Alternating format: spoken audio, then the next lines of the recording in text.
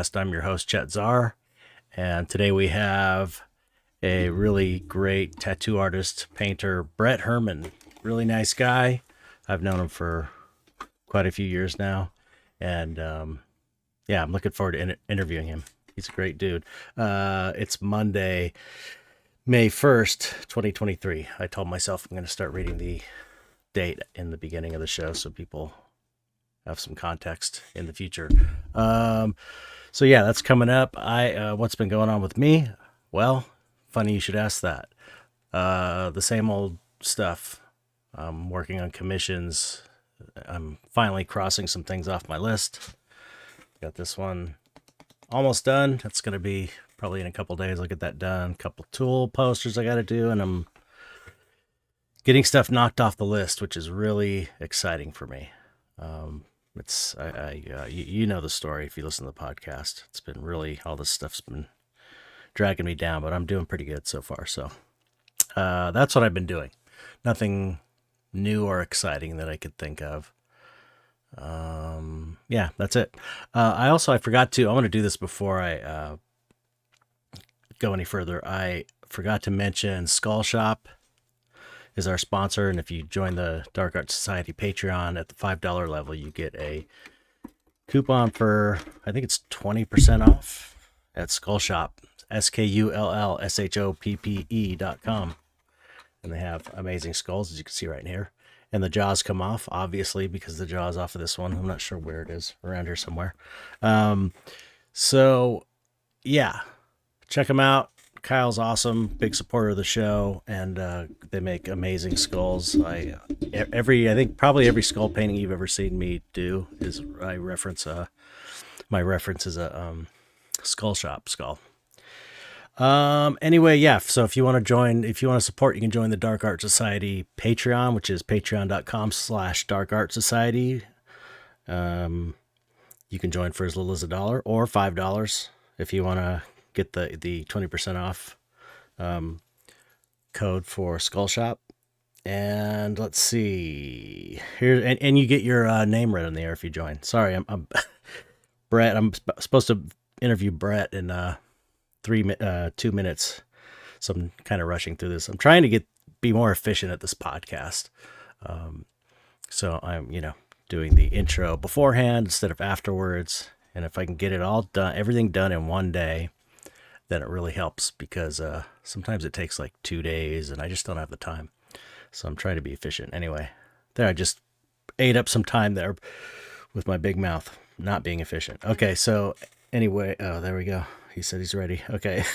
So if you join the Dark Art Society Patreon, patreon.com/Dark Art Society, as little as $1, you get your name read in the air and other benefits.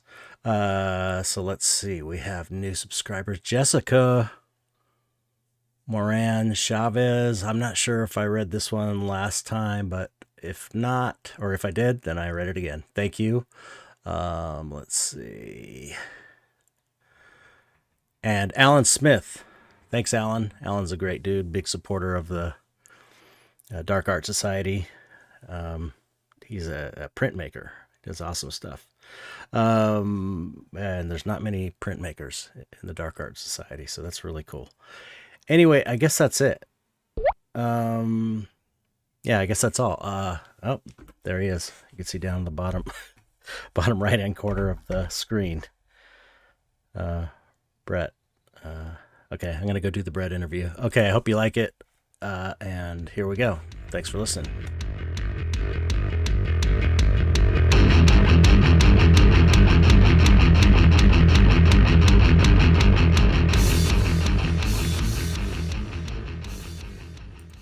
What's up, Brett? How's it going? Good, man. Good to see you.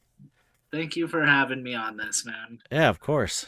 It's an honor. I'm since you know me, been a fan of all things Chet. So yeah, I appreciate it. Yeah, you've always been a really great supporter and great artist and great community member, Dark Art Society community member, and always love doing those painting classes at your place. Yeah, the workshops. That was That awesome. was super fun. So where are you at now? Are you I'm in? I'm back in Denver now. Oh, you're in Denver. Okay, right. Well, That's. I'm living actually like out. I don't know if you're familiar with like Colorado much, but I'm more Mm-mm. close to like Boulder, Okay. which is more towards like the foothills. Okay. So yeah, I'm just a little north of Boulder where I actually grew up, which is kind of cool. Oh, okay. So you're. Yeah, and then I just commute into Denver because the tattoo scene out there is pretty cool for what I'm doing. So okay. Do you have a shop there, or are you working somewhere else? No, I've been enjoying working for people. Yeah, because you had a shop in a really expensive part of town. Yeah, like right over by Hidden Hills. Yeah, Yeah. yeah. Hidden It, Los Angeles. I remember you that. know, and we actually had like a pretty smoking rent on that place, Really? but yeah, it wasn't really that bad considering the location because Yeah. it was definitely like a hidden place, you know. Right. Right. Um, but the problem with that is our landlord that we had to deal with was such a nightmare. Really? Yeah, he like hated tattoo people. Oh no. Well, just Yeah. just because. Yeah, and he would just like try to ding us on things and like, dude, it was bad. Uh, But I mean, it was like that place was so cool. It served such an awesome purpose for us at the time that we needed it.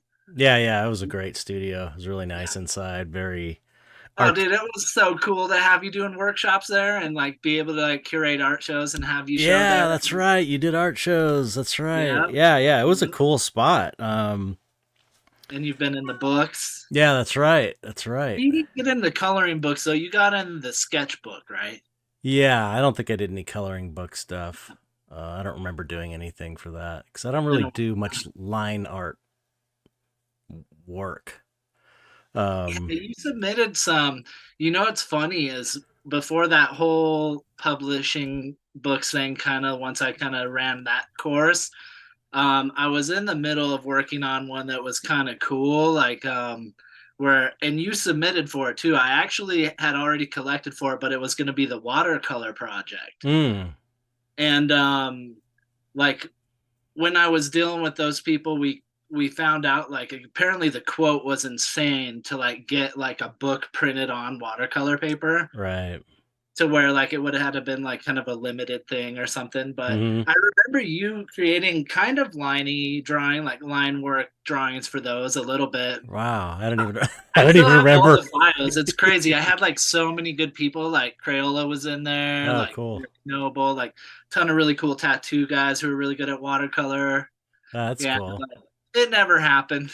Just one of those ideas. Yeah, it's hard to make money with books. That's for sure. Uh, Yeah, yeah, it's got to be yeah. a I mean, passion project. it was more for fun for sure. The publisher was making way more than I did every book. That's for Oh, sure. right. Yeah, yeah. You had a publisher, so Hmm. but Yeah. I'm the publisher and I still can't make any money at So it. you Well, I still mean, you got a garage full of pallets. yeah, I mean, I'm selling them, but they're not in bookstores, and I haven't had time to promote them. I really need to do like a big promotional push. Did Um, you get the whole debacle with the shipping stuff? Because I know you were having a heck of a time because all the rewards from the Kickstarter and oh stuff. yeah, Like, yeah. No, are you finally through that whole mess? no, no, almost, almost. I still have under 200 books to ship, but it's like those are people that I can't get a hold of that I'm waiting to like give me their new shipping address, and that sounds like a lot, but it's nothing compared to the over 400 I shipped already.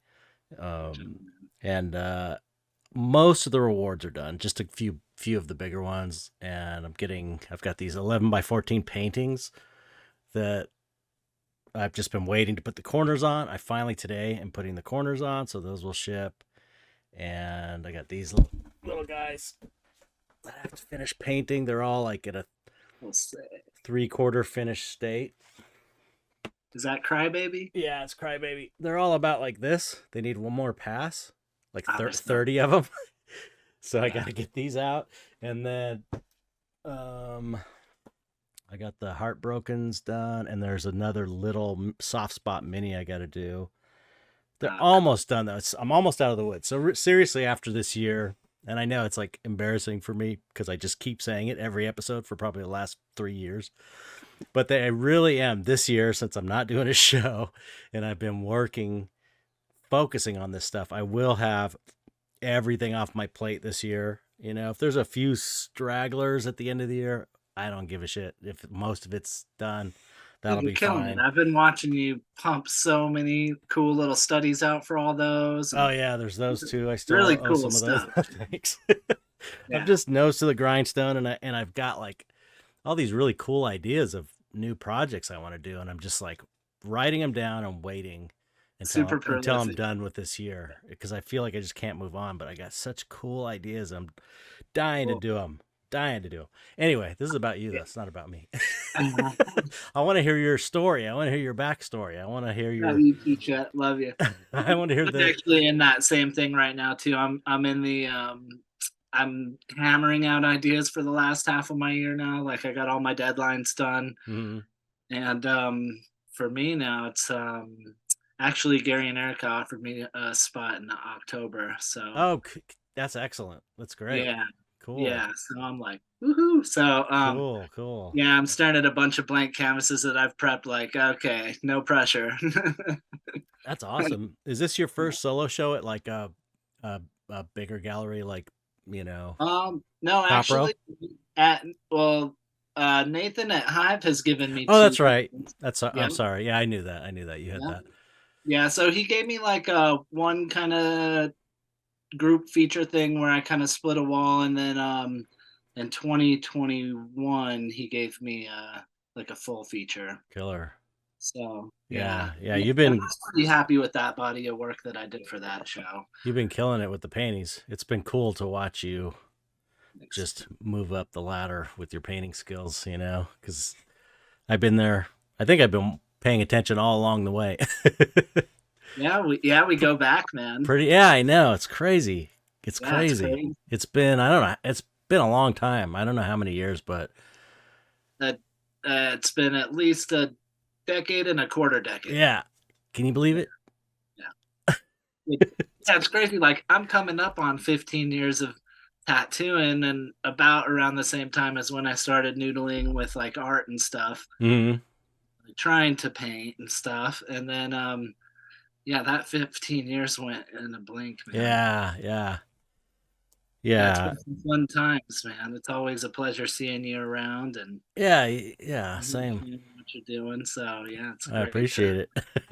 great honor to hear that compliment from you. Thanks, Oh thanks. yeah, I yeah. feel like I'm kind of starting to find that voice. Like I Hmm. remember you said like one thing where it was like once you start grinding in the gallery scene, it's like maybe 10 years until you start really getting looked. That's what Gary told me when I first Yeah. started. You know.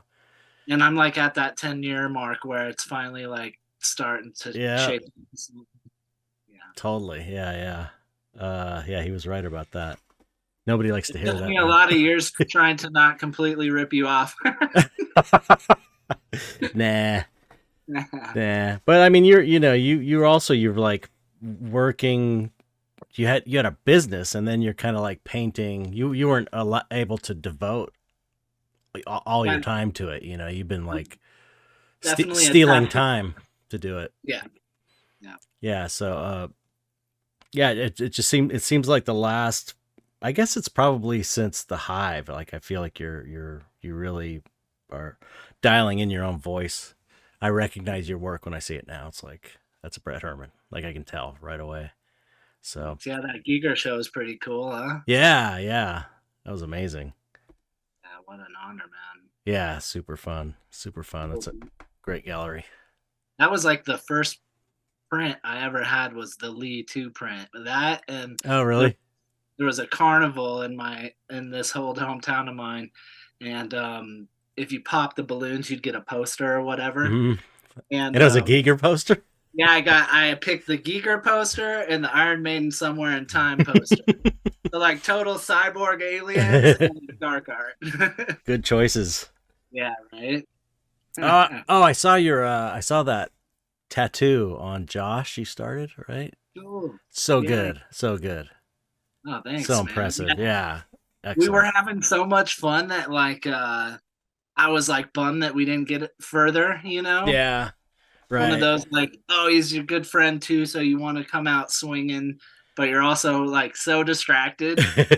It looked You know, like I'm amazing. like by the time we wrapped up, because I had to do something later that evening too, I was like, man, I wish we could have got further. But yeah, Josh is such a cool guy. I'm actually Yeah, gonna be Josh tattooing him. Breckenridge, people. Yeah, Josh Breckenridge, yeah. And he's been on the podcast a few times. Yeah, His are yeah, he's he's a smart, nice dude for sure. yeah. He's great. He's great, and that tattoo's just looking so great. It just looks like a. It looked like a really awesome pen and ink to me. You know, it's like it didn't. I didn't even. It just didn't. I guess that's what maybe a lot of good tattoos look like, in a way.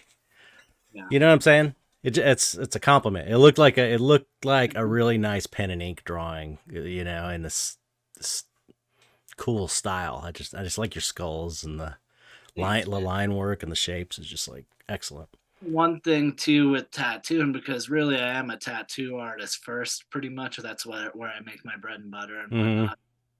Um, I think like contrast and illustrative skills and knowing a couple things that really help is what is so important in tattooing, right? Mm-hmm. Um, like the painting you have, or like any real composition or theory with like the ratio of light to dark and all Mm-hmm. that. Yeah, the values. So yeah, thanks. That's huge. Actually, it walked away and I was like, oh, it doesn't even look good yet. So thanks. Gosh, I thought it looked amazing. I was like, damn, that's fucking badass. Cool, thanks, man. Yeah, I'll send you photos. We're gonna finish it at the Ventura convention in June. So Oh, cool. yeah, Excellent. I'll actually be in Ventura. So I hit him up. I was like, hey, I'm gonna be in your town tattooing. So let's Yeah, yeah. set you a day. Yeah, Perfect. yeah. Okay, so let's go back. Let's go back in time Cool. to little Brett Herman. Tell me about you were born in Colorado and here's um, here's little Brett Herman. That's me and my brother. that totally looks like one of my old photos, family photos. I've got a couple of those where I'm wearing some creepy ass mask around Yeah, Halloween. that was me and my brother. That was it. That's perfect. That's so cool. Halloween, man. That was our jam. so Um, so yeah. So Colorado, where in Colorado? In Denver? I was I was born. So I'm working in Denver now. I was born in a town called Longmont, which is just about like 10 minutes north of Boulder, which would be like right on the Front Range there. Mm. And yeah, I guess like stayed here till I was 19. Then I moved to LA to do the art or the music thing first, actually. Oh, that's right. Yeah, I was reading Um, that. but before all that, like in school and stuff, I mean, we're horror movies, haunted houses, all the old fun stuff, and living like a pretty like simple, fun life, and but was definitely always either music or art. Mm-hmm. And I think like where I really like, I guess like got picked up with the passion was like through my grandparents. Like my grandfather was a sculptor actually. Oh, really? Uh-huh. What kind of sculpture did you do? Figurative Wow. And and animal sculpture too. So did he do it in clay and then have it bronzed, or was he like yeah, actually, it's crazy is this is holding up I'm actually using his sculpture tray to hold up my computer right now for this. Oh, really? Um yeah, yeah. So yeah, I got all his old sculpting stuff when Oh, that's he so cool. so yeah, even this little drafting table is his back here and Damn. I want to see yeah, all the so tools. You have to send me a picture of all his tools if you have them. I'm curious. oh, I do. Yeah, I got a bunch of old ones. And you know what? Honestly, Chet, like I've thought of like molding stuff and doing some clay working and stuff, but I'm like getting more realistic with my time and what I Yeah. really do. So like if any of that stuff interests you, I'll just send it your way too. Oh, cool. Yeah. Yeah, I'll Yeah. for sure. Yeah. 'Cause, yeah, my thing is more creating space for more artwork. Yeah.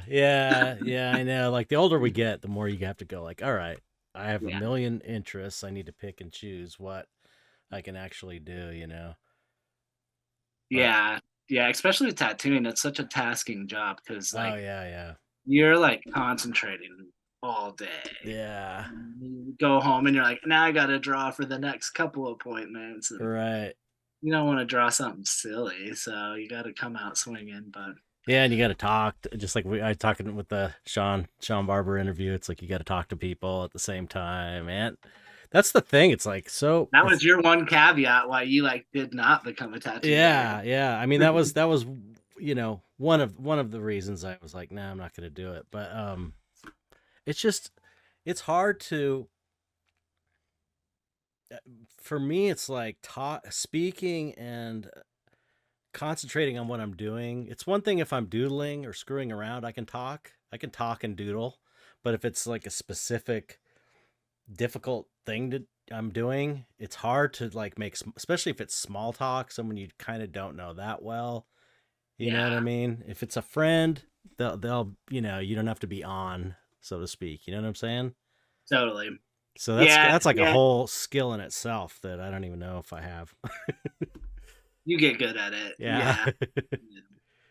Yeah, I'm definitely not all of them are like super easy. I know some people that like they just put headphones on. I've Yeah, seen that. At least maybe that's just at conventions, but I've seen people do that to where they just like put the headphones in and that would be the concentrate. place to do it for sure Yeah. at conventions because they're just so like rambunctious. But yeah, yeah, I try to have like more of a connection and make it like an experience for them, and I think that's like proved me pretty well. Well, you're also that kind of guy too. You're a very outgoing, friendly person. So it seems like that's your personality too. You have a good. It seems like your personality suits tattooing in a way, don't you think? Yeah, I try. Yeah, I try to be like approachable and nice and Yeah, yeah, treat everyone with compassion and like even if it was like a silly like thing or they came in with a really bad tattoo, I would never be like, "What the hell?" You know, like yeah. You don't. yeah, I've been really like trying to stay on the whole like, kind of Buddhist mindset of like, being Po- just good and Positive trip. Yep. Yeah. that's the only way, man. Yeah. Exactly. It is. It is. It's the only way that I got is. time for all that. Yeah.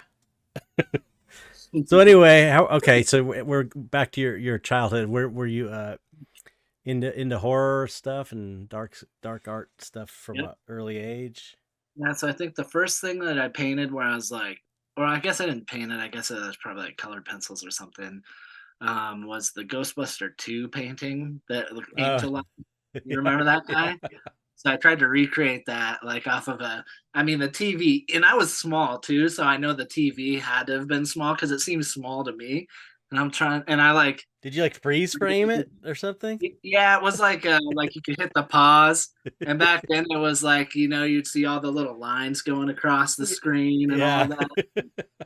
Um, and that was like kind of that, and then mostly I was just like I was also really weirdly into like maybe it was just like being a product of like that age was like Indiana Jones and all this, but I was always like trying to build like treasure maps Oh yeah, yeah, or like yeah, make yeah, weird mazes. Like I would have fun yeah, just like, sitting and like yeah. literally just making like a maze. Yeah, we used to do that. We used to do Yeah. that. Treasure maps. I used to make a treasure map.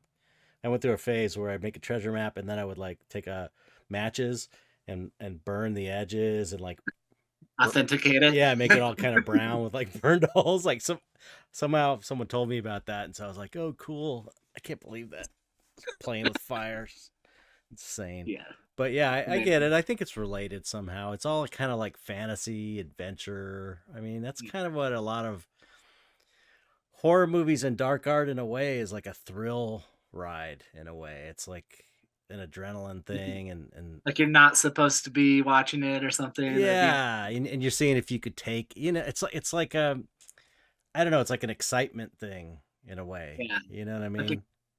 yeah, yeah, totally. Just like woohoo, Yeah. something wild. Yeah. It's definitely kind of related. I know a lot of kids I knew that were into, or not a lot because there weren't a lot, but a few of the kids that I knew were into like horror and stuff, were into Star Wars and Indiana Jones and that adventure kind of stuff. But and Indiana Jones did have some cool creepy stuff in it with Oh that. yeah. You know, it had some those Yeah. spirits coming out and the guy's face is melting and And those Drew Struzan covers, Oh those yeah, pink yeah, ones. Oh my gosh, yeah. yeah. Yeah, Those. that was definitely my childhood. I did you know what's crazy is actually in my like earlier years, like when I was definitely like more interested in the arts, in my freshman year in my art class, which like I kind of like once I got to high school was focused on having fun, you Oh, know? okay. Like I did enough to get by. I wasn't like a bad student, but like if there was like a concert or something, me and my friends were going to that instead. Yeah, yeah. Um, and I remember I would always take art class seriously because I enjoyed art so much. And I did in my freshman year do it was a charcoal drawing of the island of the beast from the island of Dr. Moreau. Mm-hmm.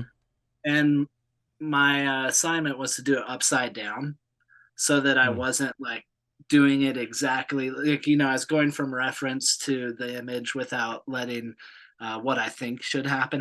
That's a good And exercise. I actually won a New York Scholastic Art Award. Like my art teacher submitted it Oh, to how the cool. schools. Yeah. Wow. So that was like my first like heck yeah, let's do art. I guess I'm okay at this. And right before I decided to move to Los Angeles to play music, I was kind of in like this limbo of what I wanted to do. I never really had that figured out. I always thought that was like such a hard question to ask someone what they wanted Mm-hmm. to do forever. And I'm a total like Pisces, so I'm always like on the fence with decision making when it comes to like important stuff. Yeah. And so it was, and I did actually do a summer course at the Denver Institute of Art. Mm. Um, but I didn't know at the time what an atelier was. So like when I went, like I was like, oh, there's computers involved in this. Like I'm not a computer guy. I'm Mm-hmm. just very more hands-on and visceral kind of. And so that totally was like so defeating. Like I imagine paintbrushes and stuff and charcoal and so that didn't work out. And then I also did the test to be in the Navy. Whoa. Um, yeah, yeah. So I was just like, okay, well, I got to do something smart. Like I don't even know why I did that. I was like, it's just like it would be a good thing for my future, is what I was thinking, you know. Right, right. And you can get all these things, and you can get good deals on your first home and all this. And I was Mm-hmm. thinking future wise, and then it was that or go play heavy metal with my friends, and all moved to Los Angeles. Either super I chose practical the or latter. completely not practical at all. Yeah, totally. There So, you go. There's me in a nutshell. yeah, right. um, There's the that's Pisces. funny. So So you came out you came out to LA with a band? I did. We had like three convoys of two people at a time. Did you have a plan or was it just like It was just we landed in Thousand Oaks because we had an old drummer who somehow landed in Thousand Oaks, and which is just like a little bit north of Los Angeles, a little bit further west of like San Fernando Valley. Mhm. And so we kind of had an in, and it was kind of like by the help of one of the other guys that was in my band at the time. But we were like having fun and doing big things here. And I mean, I wouldn't say we're like super good yet, but we had the dream. And yeah, like six of us came out. Um, and we played with that for a while, but like I think because we were so young, like we were all 19 and Mhm. 18 and 19, we were so young. Yeah. And I mean, when I first got to California, we got drunk 60 days in a row. Like, dude, Oh my god. yeah, it was a party, dude.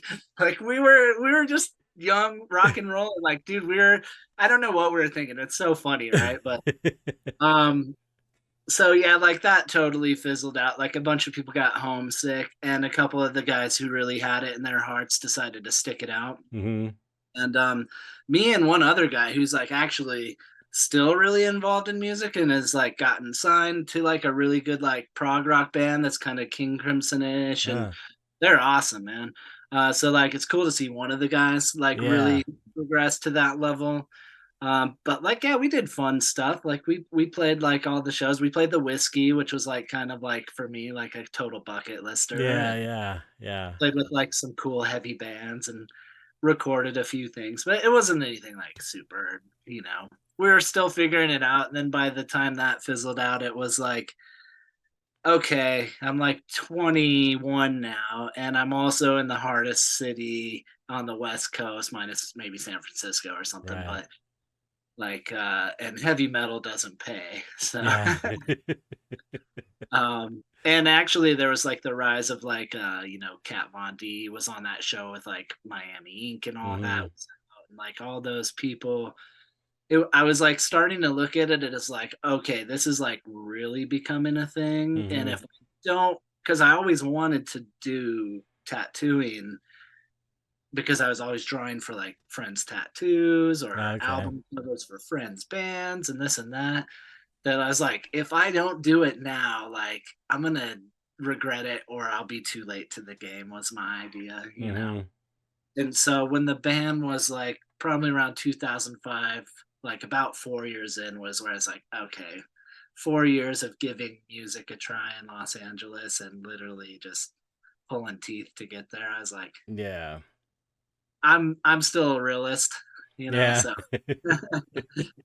so yeah, I miss it. It was so fun. I mean, I still have my amp and guitars and stuff in here and like to fiddle around, but I'm a Yeah. better artist. I'm a better artist than I was a guitar player for Yeah, sure. yeah. That's how same. That was my situation too. It's fun. I miss it, but yeah. I mean, you can only do so much, and it's so hard. It's like if you didn't make it on that tail end of Yeah, maybe the in the 90s, maybe when the grunge scene hit or something, new metal. grunge new metal era. Yeah. It's like if you didn't get in then, your chances were like they were already slim, but man, it just was like If you're smart and you do it right, just like anything, I'm sure that you can make it work. But yeah, yeah. It's a hard life though. I mean, you can it's a hard life. I think like, the thing with like being in a band too is like there's so much expectation to like make it. Right, yeah. Like I mean, I guess that's like anything, but I've been trying to take myself like way less seriously lately. Yeah. Like, just try to focus on like writing a good song or you Yeah, know, yeah. not trying to sell out and be this awesome band or Yeah, yeah, yeah. That's always when it starts to go downhill.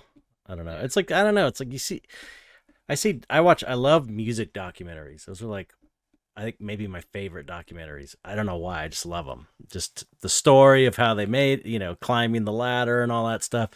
And what I've noticed with these music documentaries, and there's different types of musicians, but it's like there are certain people, certain personalities that are just suited to be like rock stars.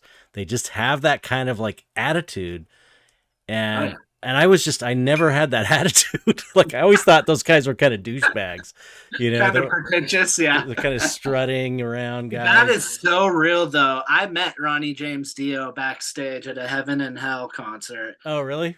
I was smoking a cigarette and like just the short, sweetest little man, and you couldn't even like smell the smoke. We were like in a double wide trailer. Hmm. Like, the dude had like a majestic air to him. Yeah, right. Yeah, Like yeah. this is Ronnie James Dio. This dude's like, yeah, come on. He was supposed to. I heard he was really a nice guy, like a He good was so guy. cool. Yeah, He yeah. was so cool. Yeah, actually, one of our buddies got us into that show by default. Like his family was actually really good friends with Ronnie and Winnie James Oh, Dio. okay. So Yeah, they but came, he was doing that. He was in bands in the '60s. yeah, Rainbow and all No, that. like And before Rainbow, he was like in Elf, is it Elf? before Elf. It was like he was doing like doo-wop stuff in the '60s. Yeah, yeah. That's I'm 99% sure of this because That's I awesome. did a deep dive on Ronnie James Dio not too long ago, and it's like in it and it takes a long time. You have to it's like has to be like it has to be the only thing you can do, sort of. I don't know. Like my kid's got that. He's just completely committed to drumming and the musician life. Yeah, he's with the Beat now, right? Mm-hmm. Check this out. Ronnie James Oh, Dio, nice.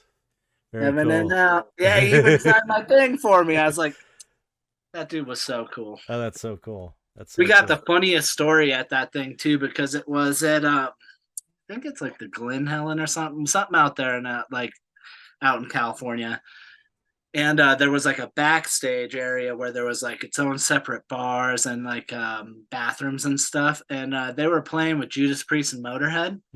Wow. And Must have been a great we were show. backstage, and I go into the restroom, and the drummer for Motorhead was literally leaned up with his head bouncing on the urinal with no hands, just peeing into the urinal. That dude is supposed to be a nut. He was a nut. Yeah. So, like, we were laughing. So, we immediately came like friends with the dude for a moment. And he was telling us, like, at the show that they played before they came to California, or like somewhere on their leg, that like they had like an announcer for like the bands. Like, so next up, no means no, or Yeah, whatever, right? right. And so apparently this like lady was like, now up, motorhome. No way. and I guess like when he came out, like this is all coming from this rest both their souls. They're gone now, but Right. this guy was like, yeah. And so Lemmy came out, and Lemmy was like, he's like, we're Motorhome and we're here to fuck you up. So good. That's great. So many weird stories like that from like going to California. It's Yeah, crazy. yeah. So okay, so how did you make the decision to finally get into tattooing? I mean, what were you doing for money when you came out in the Well, when I band? first I was working weird jobs. Like actually, that's a funny story too. Um, so me and a bunch of my friends got a job at a security company, and so they would let you work graveyards and do Mm, security and stuff. hmm. So we would practice before we had to go to work, and then we'd go work all night. But we're like early 20-year-old kids, like 19 teenagers. So like that job, like I hate to say it, but we didn't take it too serious. Yeah. There's many nights where I would show up in full security officer outfit to parties. Like I would take the car and I'd shine the light car on the people like they were busted. Just kidding. Dude, so I was working stupid jobs. Like, oh my God, I'm so glad I get to be creative for a living now. Like I counted like because I've always been working. I've always liked working. But I forget like when before tattooing I like made the switch. I tried to count and I was just thinking of all the ridiculous stupid jobs I've done. It's Yeah. horrible. But the craziest thing is like when I was apprenticing, because I did ask for an apprenticeship with this one guy, but he was doing a private studio at the time and wasn't very interested in that. Like he's actually really like he was the guy who's doing my tattoos and was also like really well known throughout the San Fernando Valley at the time. Mm. And he actually opened the first tattoo shop in San Fernando Valley Oh. back in. And like his grand mentor like tattooed all the Guns N' Roses guys and stuff. It's a pretty crazy story with that. But so when I asked the original guy I wanted to learn from, he like said he's not interested. So I was like, well, I'm not gonna not just because he's not. I still think I'm gonna give it a shot. So I asked another guy, and it's kind of funny. Like he was kind of jumping around from locations to location, so it was like kind of tough. I was definitely not like not happy with how I was going, but I was still like trying to learn. So like meanwhile, I was actually at that time working at Cedar Sinai Hospital. Oh, wow. Yeah, so I was working there and then apprenticing, and then the guy who ended up mentoring me at the time or in the future called me, my tattoo artist guy, and he caught wind that I was like trying to learn, and he said, hey, come by, I want to talk to you. And I just like kind of was like, I think he's gonna ask me. And so he did, but it was like okay, I'm gonna take on two people, I'm gonna start a business with some guys, and you're gonna be one of them. You and one other guy are gonna learn at the same time, kind of thing, and it's gonna cost you money to do it and all that. So like, um, which isn't uncommon, because Yeah. it's a paying gig and stuff. So, um, we came up with a number, and I actually started working 2 more jobs on top of that and apprenticing. So Damn. when I started my apprenticeship in '07, which is when I consider myself really starting my apprenticeship, because the other one before just didn't count to me. Mm-hmm. Um, so when I started that, I was working those 3 jobs. I was working at Cedar Sinai Monday through Friday, but the evenings, Monday through Thursday, I would apprentice, and you're there till 10 or 12 at night. Damn. And then I'd get up and go till 8 a.m. the next day at the hospital. And my job at the hospital was to like lug these big old like carts of like paper around. So I was pretty much responsible for like all the confidential paperwork and stuff Hmm. that hospitals have. You have to dispose of that and Oh, shred I it. see. We were contracted through like an outside company to collect all that, but the whole campus was mine. So like I was busting my ass. Like this is like I think it at the time was like 15 buildings where I'd have to go Damn. through all this and stuff. So I'd do that grueling work, and then I'd go apprentice. But then because I was trying to pay for my apprenticeship, Friday night, instead of going to my apprenticeship Friday night, I'd go work a graveyard shift at Glendale Memorial Hospital, and that Damn. was horrible work. I actually got in that job doing environmental services work, which is not pleasant.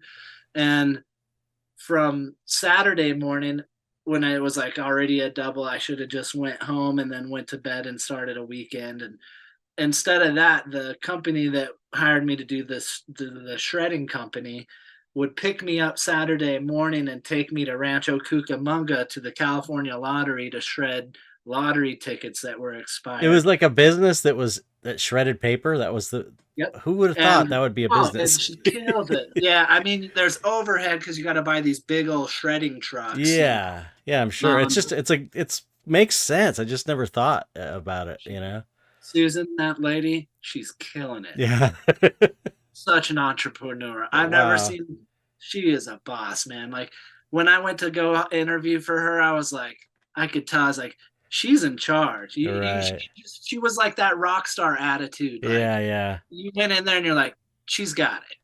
And I just went in there and said, I'm gonna work my ass off for you. And she's like, sounds good, you're hired. You Wow. know, and like she was cool too because she knew that some of those days, if I got my work done during the week, that I was dipping out a little early to go and get my tattoo thing on, and she was cool with it. She Oh, knew cool. Cool. as long as my work was done and there wasn't a real bad emergency. She didn't really give me a hard time.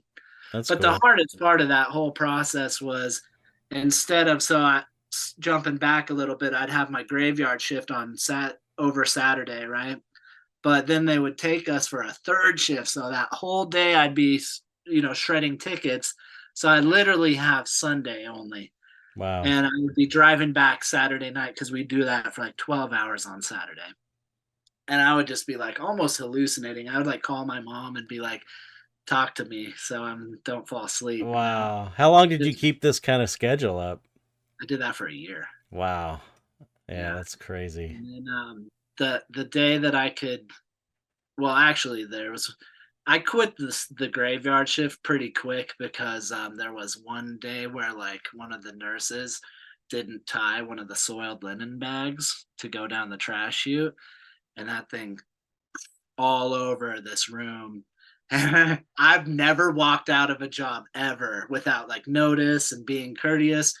That was the first time where I was like, I don't get paid enough for this shit. I was like, peace.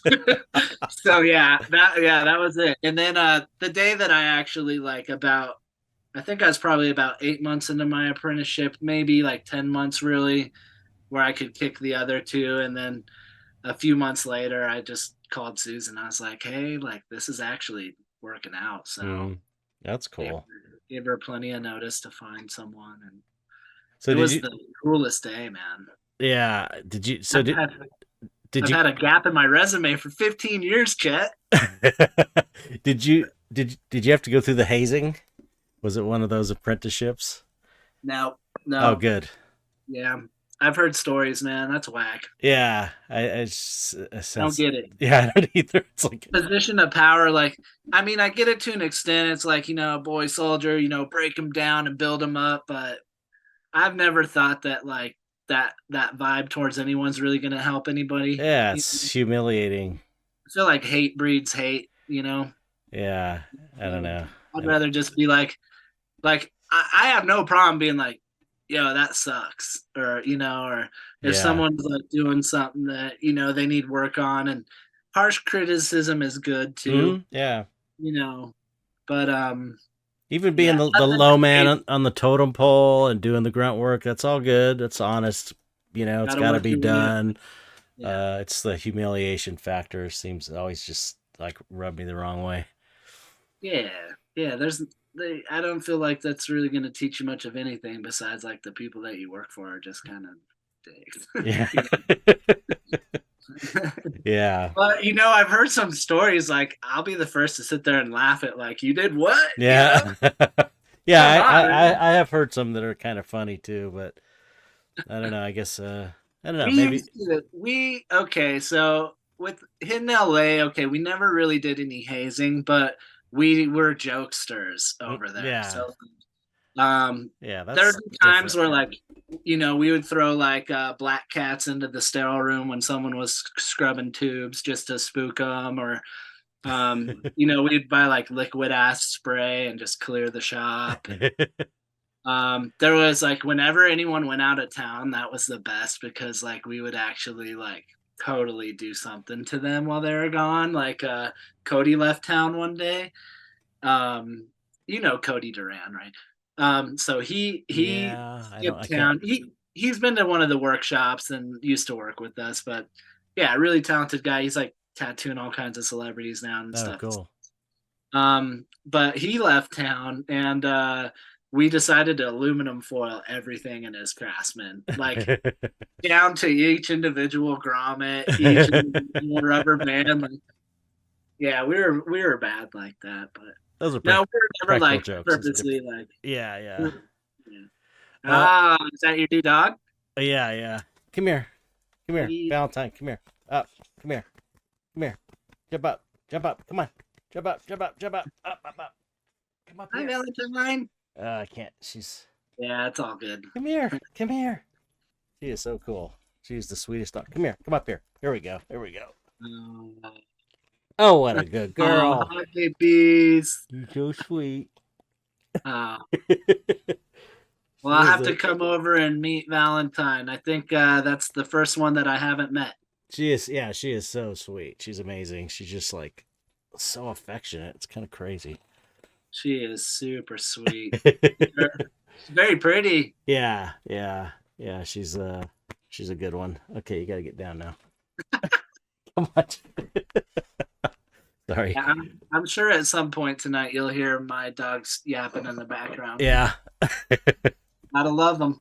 Yeah, they're the best. They're the best.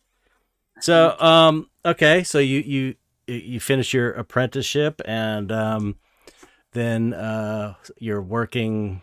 How does that work? You kind of become like a full-time tattooer at the shop that apprenticed you. That's how it works, right?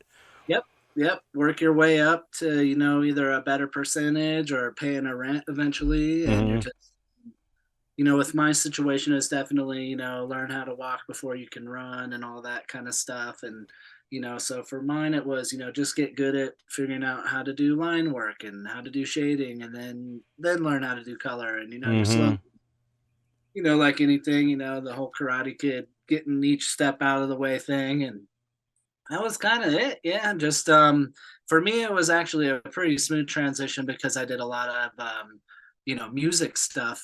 It was always promoting for the shows and knowing people, and so it kind of came naturally to people who were like already knew I was pretty decent at art and wanted to let me give it a shot on them. Mm, So cool. I mean, I'm forever grateful that they did, because I know it's not like that stuff was super great, but Yeah.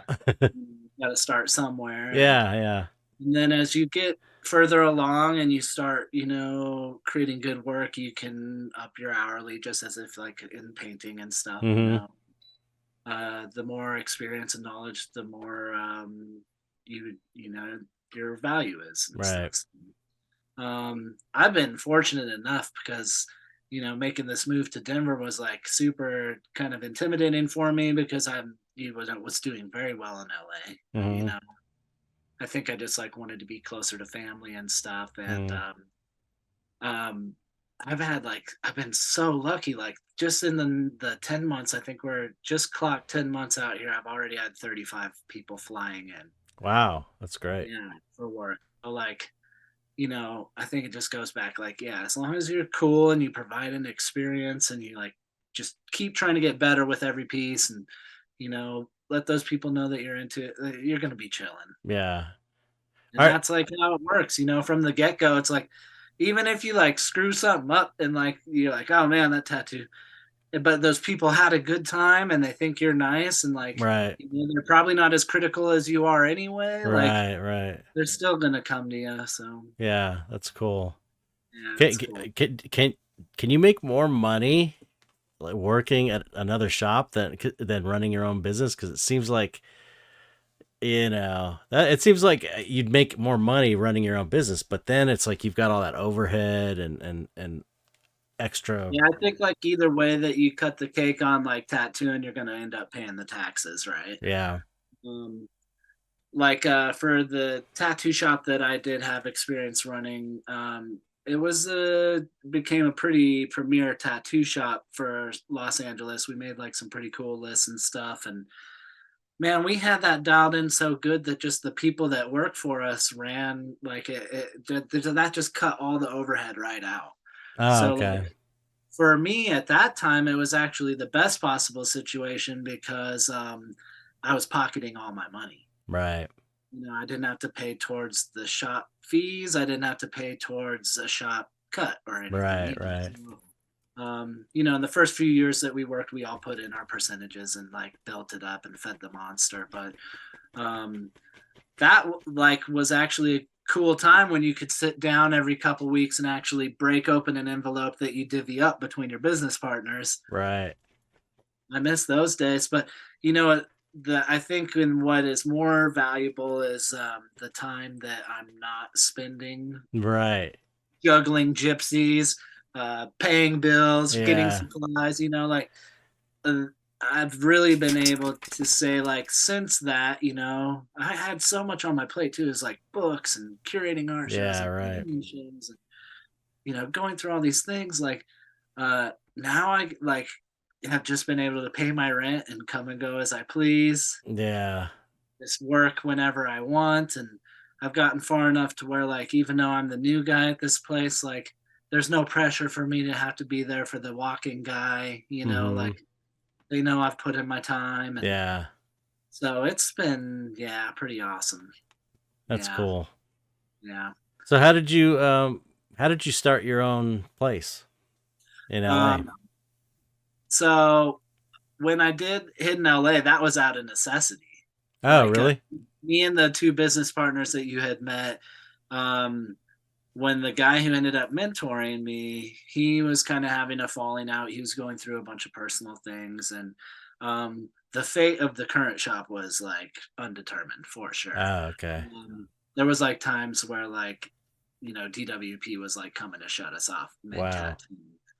Damn. So it was getting like, and anyway, everyone goes through their things, but we were like, okay, like, what are we going to do? Or at least I was at first. I actually had, figured this out. I had given my 5 years that I'd promised him already. I said, I'll give you 5 years of time. You teach me and I'll work for you for at least 5 years. And that time was coming up. So I actually got offered to work at a couple other pretty cool shops. And Mm-hmm. I was just going to keep working for people because I was still pretty infant in like the terms of my career.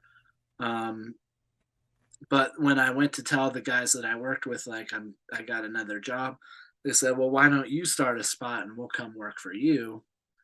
Um, which I should have done, but I instead, I said, let's do it together. So we did all three of us. Oh, And okay. that in itself presented a lot of things that were really tough that made it, like running a business is hard. Oh, Um, yeah. and then you got three heads to it. It's Yeah. but dude, nothing but respect for like literally everyone in my past who has like helped me along the way and all this. Like, I don't know, like it served a purpose, and I'm grateful for it. And we all had fun, and Yeah. I don't wish ill will on nobody, no matter what they've been through. So, but I definitely have to say that I love working for someone. I Yeah.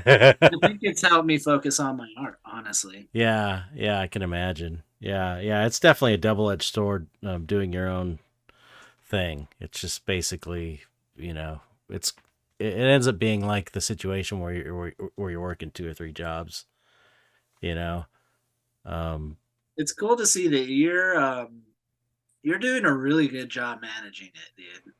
Like, oh, thanks. it's talking with you on the side, and that like how you have gotten help because you realize like there's certain things that you can't waste that time on. All right. But it's still, it's like, Change.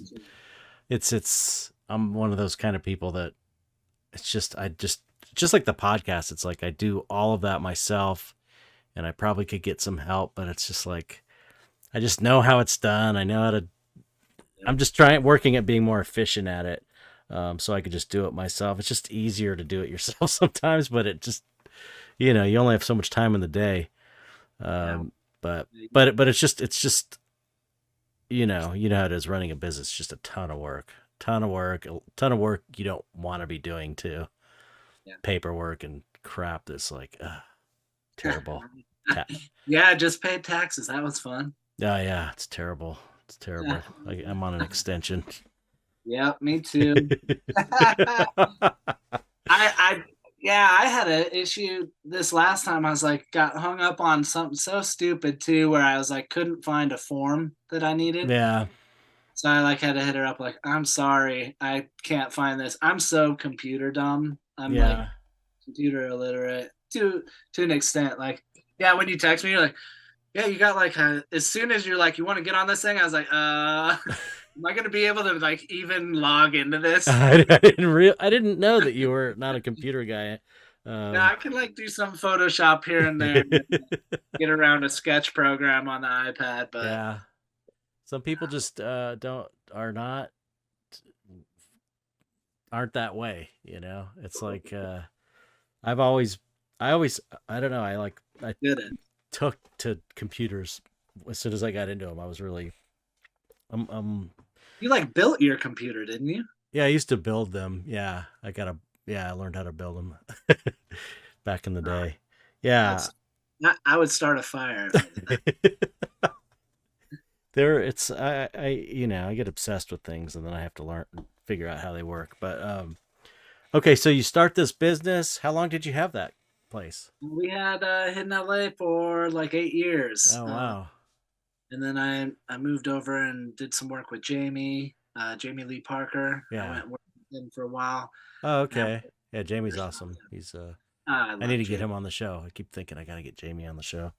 You should, man. I will for sure. Amazing guy. Be super talented too. Yeah, he's amazing. Amazing. I've always felt like, as far as like my friends, me and him have been kind of, trying to constantly be the ones outdoing each other. Yeah, yeah, that's a good thing to have, really. Yeah, Is he's a good homie. So yeah, and he's such a super sweet guy. yeah, Uh, get him on for sure. yeah, so you were working for him? Or Yeah, yeah, this yeah. is So while like, you had your shop, or after you well, finished your so shop, or our shop was winding down, and we basically had made the announcement to everyone, hey, it's about time that this is wrapping up. Get your affairs in order, and was there a reason that's not uh, weird, or is it a little bit like a couple people wanted to go more street shop vibe, and a couple people were like, hey, it's working great how it is. creative differences? Yeah, creative differences. But Yeah, and then it from there, ended okay like, though, right? Did it? Did yeah, it? no, that's cool. Yeah, Yeah, yeah. it's all good. Yeah, it's totally cool. Like I said, yeah, nothing but respect for everybody. Like, and same for the people that worked for me, like Cody and Jamie and Mark, Mm-hmm. all these other. There was a handful of guys, like people that had moved from different states to come work with us. Then, you know, um, all those people, we still have super good Oh, relationships. good. So it was just almost natural. Like when that was ending, I actually went to go kind of step my game up, and I worked for Sung over at Unbreakable, which is like he's good friends with like Sean Barber and all um those like it was a premiere shop. So I was like, okay, time to just go work for the premiere shop, you know. Mm-hmm. Okay. And then like right around when COVID happened, actually Jamie was like, "Hey man, like I got a spot here and I lived really close." And he's actually like gonna give me a smoking deal. So I was like, it'd be crazy not to come work with Jamie. So Yeah, yeah. so I had already at that point kind of known that I was planning my exit from California and on my way to Colorado. Okay.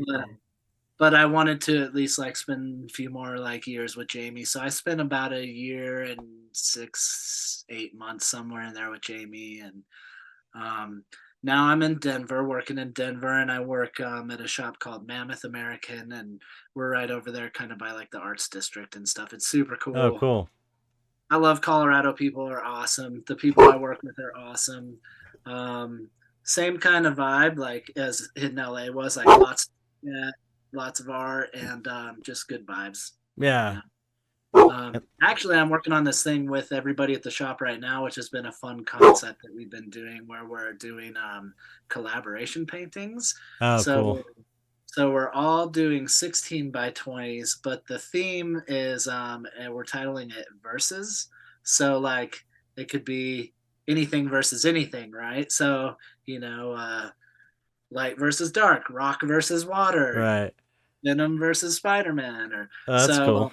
yeah, we're having fun doing that. Like right now I'm doing collaboration with my boss, William Thiedemann, who we're doing robots versus dinosaurs. Nice. Yeah, yeah. That sounds And like fun. everyone's are super cool. So yeah, that'll be That's fun. cool. Yeah, so it's just been fun. Like I feel like so psyched being back here and like being around family, because I was like always really lucky to have like a good family set Mm-hmm. up. You know, I've had so many friends who didn't get lucky with that, you Yeah, know, yeah. and I feel so blessed that like everyone in my family's so cool. And That's you cool. know, so I definitely like, while fighting it out and even though doing good in like California, I still always had that FOMO of like, man, everyone's getting older. Like Yeah, now, right. like, Yeah, the now older I you get get, the more important you realize how important it is to be around your parents and stuff and family. You big know. time. Yeah, Um, like my grandma and like she's like so important. Like just like my grandparents were super cool. Like I was yeah. definitely a key kid too, you know, like there's a lot of time like over at the aunts and uncles and the grandparents and like just like if you start to count like how many times you would see that person in a year, every 2 years, like how many of those do you get before Yeah. more of those, you know? So like yeah, I just kept like that just like kept like ringing close to me. So I was Hmm. like, now it's cool. Like now I'm like actually focusing like some of that time like just to like make her meals or go like hook her up and do all her laundry. And That's cool, man. it's been cool. Like it's like way wholesome. And we're getting weather. Oh man, I picked a hell of a year. This is like the worst winter Colorado's had in like 30 years. Oh, Like really? yeah, it's freaking crazy. Is it cheaper out there? It's cheaper out there too, right? Yeah, like once you get outside of Denver, like Denver is definitely like coming up like to California prices. It's pretty similar. Mm. Um, Really? Denver. Wow. Well, you're getting like really cool old like homes with style and stuff for Yeah. like, I mean, and then honestly it doesn't keep up because like before I moved I was looking in Colorado because that's why I wanted to move to, is like I'm trying to save and we want to get into the game, you know. And in LA I just couldn't even touch it. It was just No, it's impossible. ridiculous. Like I was looking at places that were like anything that was in my budget was like maybe 6 or 7 at the highest, Yeah. and any of those homes were, you need 100,000 worth of work, and the people are coming in 100 or 150 over asking with cash offers. Like there's just like no way I could compete with that. So Yeah. out here it's awesome. Like if you're maybe like just driving out maybe 10 minutes outside of where I am right now, like you could get a brand new build for 500. Wow. Wow, that's cool. Yeah, so it's definitely way better. And like Oh, it's nice. Like I got my Sam's Club card when I moved out here because my dad was like, "You got to get this because their gas is cheap." Hmm. And I got because I take premium in my car too, which is a total pain. And I paid $3.39 for premium. That's So nice. yeah, yeah, a few bucks cheaper there, even. Yeah, But yeah. yeah, I think I just like I was so used to like the inflation of California that like everything out here is so much easier. Yeah, it Like seems super cheap because you're used to all the. everything's super cheap. Like going out, if you're gonna go out for like a meal on the weekend, like it's cheap. Like driving 40 minutes to work, like seems like a headache for some people, but yeah, I'm going 30 or 40 miles. Like Right, yeah, yeah. In LA, when I would have to drive 10 or 15 miles sometime just from Calabasas to Studio City right there Yeah. was years before COVID where it took me like an hour and a half. Yeah, it's insane. It's Yeah. insane. Yeah, that was weird during COVID going on the freeways, on the LA freeways. I remember my wife and I took a drive and just like there was nobody there. It's like, wow, you never see this because it used to be, One of your favorite zombie movies coming to life, Chet. yeah, you never see it. And it's like when I was younger, let's say in the early '90s even or the late '80s, there were times when the freeway wouldn't be that busy. Like the weekends, it usually wasn't that busy. you know? And now it's just there's always traffic all the time. Doesn't matter if it's like 4 in the morning or on the Don't miss that. Sunday or whatever. It's like there's always. Can you I hold do on? miss a few things though in LA because I love LA. It was hard to leave. There's such good food. Mm, There's always good service. yeah. There's always something cool to do, I just but I never take advantage of any of that stuff really because I don't really do anything except for the art shows. You can't really beat the that's art. art The art. shows. Yeah, yeah. That's a big one for me. But can you hold on 1 second? I want to let this dog out. You Yeah, can yeah. you can Yeah. keep talking so I don't have to edit. Okay. Come here. I'm gonna sing a song now. Go ahead. This is awkward. Hello, people. The secret message. There's a secret message that I won't hear until I. Yeah. No, I didn't know what to say. I was kind of that awkward silence, of like, hey, maybe I can edit it if I have to. Um, so talk about your art career. When did you start really seriously painting? mm, probably the same time that I started apprenticing. Okay. Because, I mean, I was always, I guess, like the weird thing is I actually did art before I started tattooing quite a bit, but I was doing weird stuff. Like it would be like kind of abstract stuff with spray cans Mm-hmm. on canvases, or I would do like I'd Mod Podge some stuff together and do like mixed media. And Hmm. I was kind of like doing like just weird creative stuff, that I thought looked neat. And then about that same time where like you and that whole like kind of pop surrealism scene started really popping and juxtapose and hype Mm-hmm. and all that. Um, was about that time, really. Right. At least for me when I became aware of it. And yeah, so I was doing that and trying different mediums, but I think like until I really was like taking it serious was as I was getting better tattooing, which is weird. Like I always kind of put the time into doing it just because I like doing it. But I didn't really like take it too serious. I was just more like doing it for fun and seeing Mm-hmm. what I could do. But then like people started wanting to keep them, and they were getting okay, and I still feel like I'm like trying to figure stuff out, like Yeah. big time. It's always Yeah, like that though. I've just been studying stuff, man. Like lots of books and um, trial and error, and That's why it's but yeah, fun. It's fun because it's so hard to do, and so you can like keep learning all the time for your now whole the cool thing life. is you can still push and pull and get what you want eventually. So Yeah, yeah. yeah, Right. Yeah, that's the thing. It's like you get to a point and it becomes like, okay, I can do this. Now I want to do it more efficiently Yeah. You know what I mean? I'm sure it's like that with tattooing too. Yep. You know, like, Um, because my early paintings, it was like I didn't know anything, man. I didn't know what I was doing. I didn't know shit. I was just totally in doing it by intuition, and I'm sure the effects helped. yeah, for sure. Yeah, definitely. But as far as like value, I didn't even know what value was. You Yeah. know, I didn't know anything about composition. You know, I knew some color mixing because of my effects background, but um, I had to kind of learn about mediums just from books and stuff. But as far as, you know, creating an image, I did have, and I think this is probably from effects, but I think I kind of naturally had that since I was from a childhood, because Jimmy, my stepdad, used to tell me that I would critique his work when I No was way. a little. I remember he made a cartoon of me saying, "Oh, or actually after they died, he had we got all their stuff and cleaned their apartment, me and my sister, and there was like he would do cartoons, and one of them was framed and it had different members of the family. He was really cool like that. One of them was me as a little kid being like, that doesn't look right, like him painting and me going, the trees are all wrong. So I Yeah. kind of did have an eye, and I um so it's like I could see when it was wrong when I was painting something. I could see when it didn't look good, but I Uh-huh. didn't know how to fix it.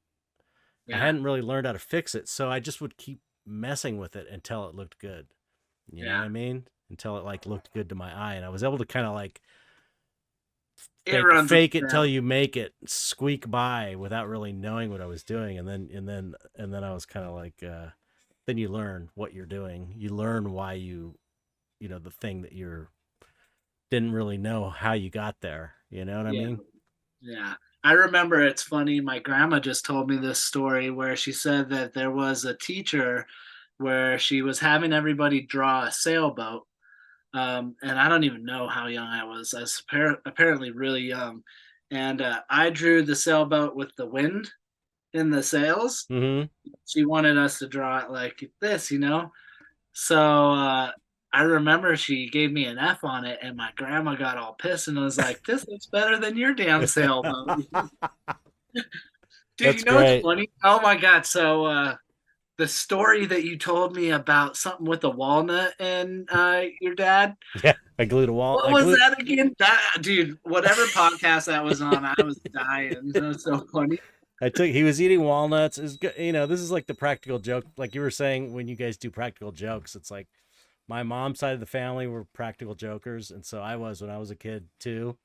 And he was eating walnut. He was going through a walnut phase, and so he'd like him and my mom would be watching TV, and he would be eating walnuts, like cracking open shelled walnuts. Uh-huh. And so I got one, and I opened it carefully. I was probably 9 years old or something. I like carefully cracked it open, and then I took the walnuts out and I put this blue marble in, and then I crazy glued it back, and it looked perfect. You couldn't tell. And I put it in the in with all the other walnuts and just totally forgot about it. And then my mom was like, "Did you put a marble in the walnut in the walnuts?" And I was like, "Oh yeah, I forgot about that." She said he just like he opened the shelled walnuts, and he's just staring at it, totally How'd confounded. that get in there? Just didn't occur to him that I would stick a blue marble. He's just like, "What the fuck?" This is how marbles are made. Yeah, they're randomly in every 10th walnut. Didn't you know? That's But funny. yeah, that was a good one. That was a good one. But I would do lots of stuff like that too. I would you know.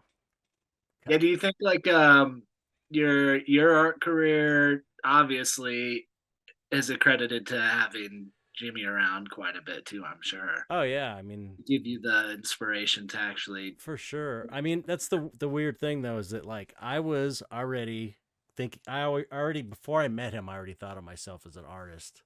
Even that, like when I was really little. So it was kind of weird. It was more of a like a synchronicity or a serendipity or something that he came into my life, because I was already like, I'm going to be an artist when I grow up. So it was just like, oh, all of a sudden there's an artist living in the house, you know? And yeah, just growing up around all that stuff, I really kind of took it. I think I took it for granted for a long time. But once I started painting, a lot of the stuff wasn't it was like it wasn't super foreign to me because I'd grown up around it.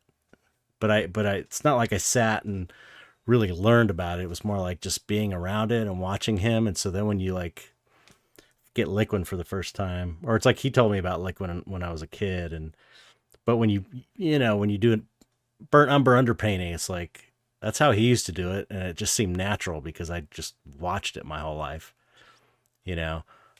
So it definitely gave me an edge, just aside from being around art all the time and seeing just watching him paint casually, going to ask him for $5 to get a ice cream or whatever, get a model kit or something. You'd walk in and he'd be painting, and you just pick up on things like how his brush strokes are, and you know what I mean?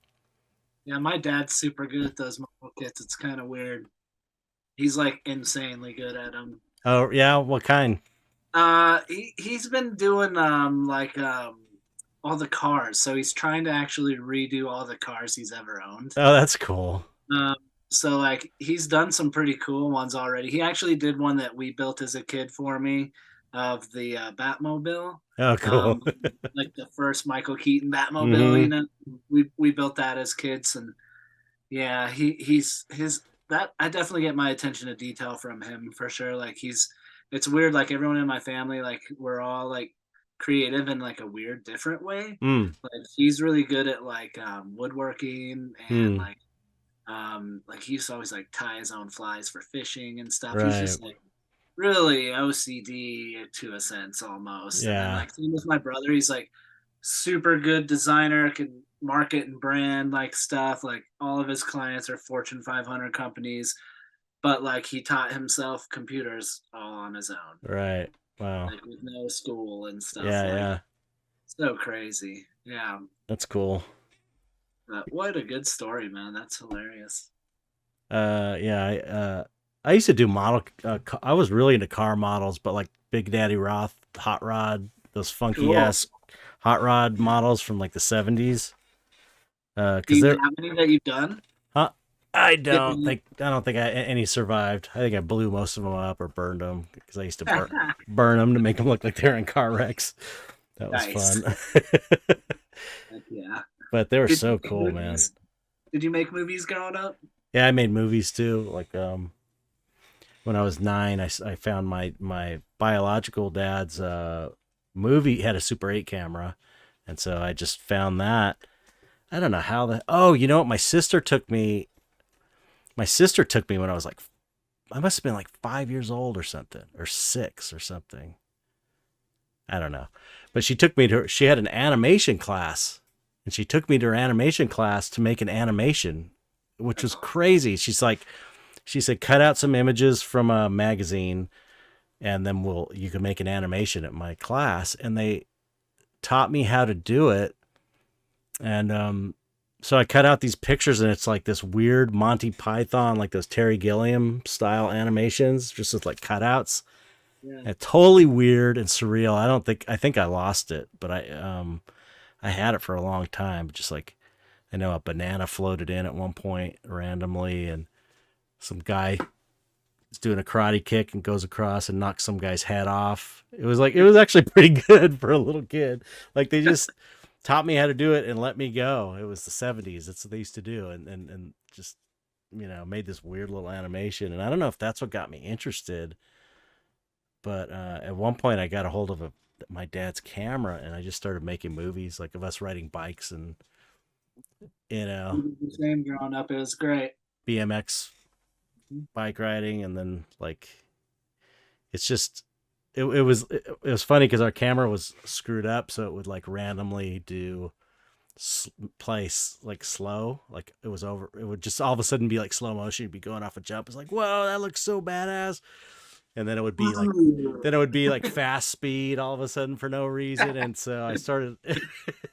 It's like they were kind of comical. I don't know. It was really weird, but yeah. Oh, they're totally. It's probably even more comical if you watch them now. Oh yeah, yeah, yeah. My uncle found one that I did with like my cousins, and there's like a scene where we're like, who knows what was going on, But I was like, okay, in this scene, I'm gonna go to the bathroom. So I had like this bright idea, like to make it more convincing, just turn the faucet on a little bit, and make the sound. Uh And my cousin, she turns the faucet on, but it sounds like a freaking hose. huh. Yeah. And so in the movie, it's me going, "Whoa, Nelly!" Were you doing it on video? Like the old camcorder Yeah, yeah. VHS. Yeah, Yep. I remember it.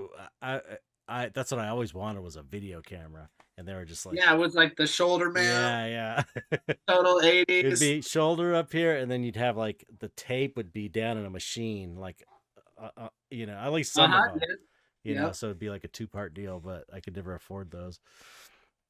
So I'd Yeah, do, it was all my uncles. He was good about making us have fun as kids. So that's cool. Yeah, yeah. here, take this thing and distract yourselves. Yeah, yeah, it's great because it's super creative, keeps you out of trouble, and that led me to makeup for sure. But because I was into movies too, I like to. We need a dystopia movie, is what we need, Chet. Oh, you're telling me. TV series. I think a dystopia TV series That'd be the shit, man. like Love, Death, and Robots. Wouldn't happen. If you seen Love, Oh, I Death, know that'd be so cool. Yeah, that's kind of my vision lately. I think it would be amazing, but yeah. I've we'll been see. trying to do. It's weird. Like my newer body of work has definitely been a play on like just robots. Like I've always had a thing for robots and dinosaurs and stuff and all that, but something about like the technological era and this weird thing that we're going through right now with this With AI and all that. all this other stuff. And I know you talk about it on all the podcasts quite a bit. And so we won't get in deep with that. But yeah, just like definitely trying to get that in my new work a little bit. Like I can see that coming out. Yeah, Josh is way into robots too. Yeah. Yeah. His stuff's awesome. Yeah, yeah, He's yeah, out. he's oil painting now. He I started know oil paint. Yeah, he's been showing me that skull that he's been rocking. yeah, yeah. It's great, right? Super cool. Yeah, Yeah. He's got all the Grisai stuff in. And yeah, yeah, good, yeah. man. That's a I'm happy to see him doing that. Yeah, he's been hitting me up like, what do you think? cool. Super cool. Yeah, we should all get together while I'm out there for sure. Yeah, how long are you out for? I'll be out from the 8th to the 22nd, so I'm out Oh, for a few cool. weeks. Yeah. Awesome. And usually those work trips are pretty busy, but we can always make time to go grab a bite to eat or something. Get some pizza, man. Yeah, Get let's some hit up Zello. Zello. It's been a long time since we hit that place. I know. So have you had the courage to go outside lately, Chet? Are you seeing people again? Yeah, no, I've been out.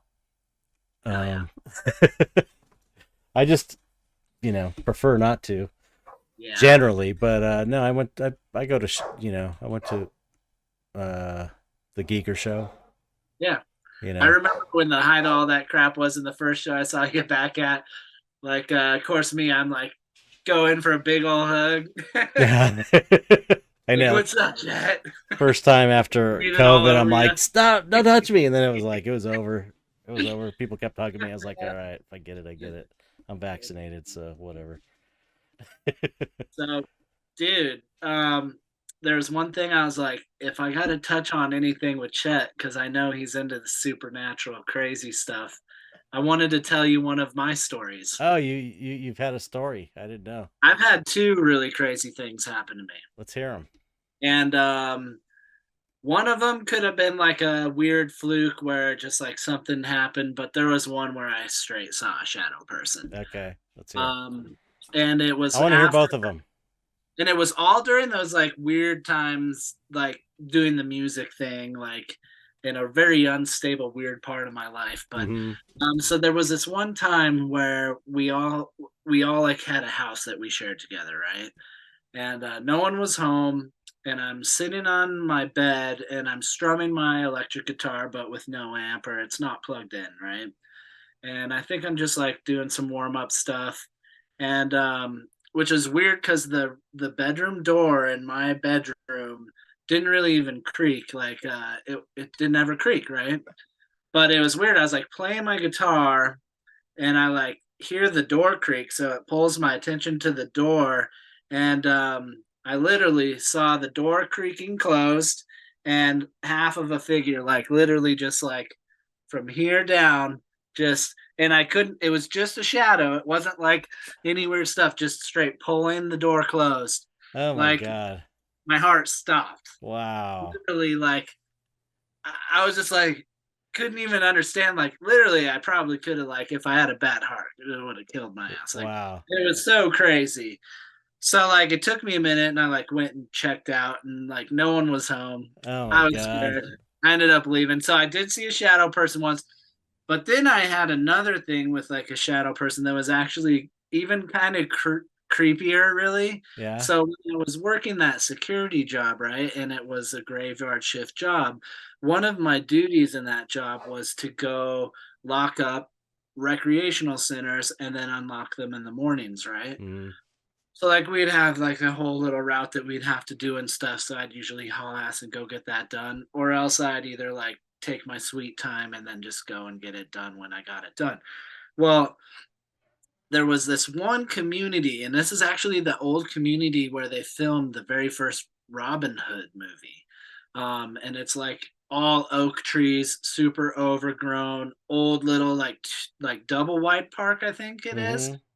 And so they have this community center, and like I was obviously already kind of spooking myself out because I was listening to 640 AM, which is like sometimes they'll have like EVPs Oh, and coast to coast, and they'll art. do Yeah, like Art Mel and stuff. yeah, art stuff. Yeah. So like I was like listening to that and kind of like already like, oh, this is spooky, right? Uh-huh. So like so I was already kind of like had this weird thing, like, ooh, Mm-hmm. and just like going to lock up this place. And like when I like pulled the security car in, I would leave like the headlights to the security car facing like the little gate that I'd have to unlock. And so I'm like, got out of the car and I'm walking across the lawn, and I see the shadow of myself in front of me, right? Because of the lights behind Mm-hmm. me. Well, I see something walk between me and the car. In the And shadow? like The shadow of it, or in front of me, so like the okay. car's behind me and I'm walking towards the gate. Well, if I saw something walk there, that means it came between me and the car, right? Right, right, right. So like I turn around and I'm like, oh, there's nothing there, that's creepy.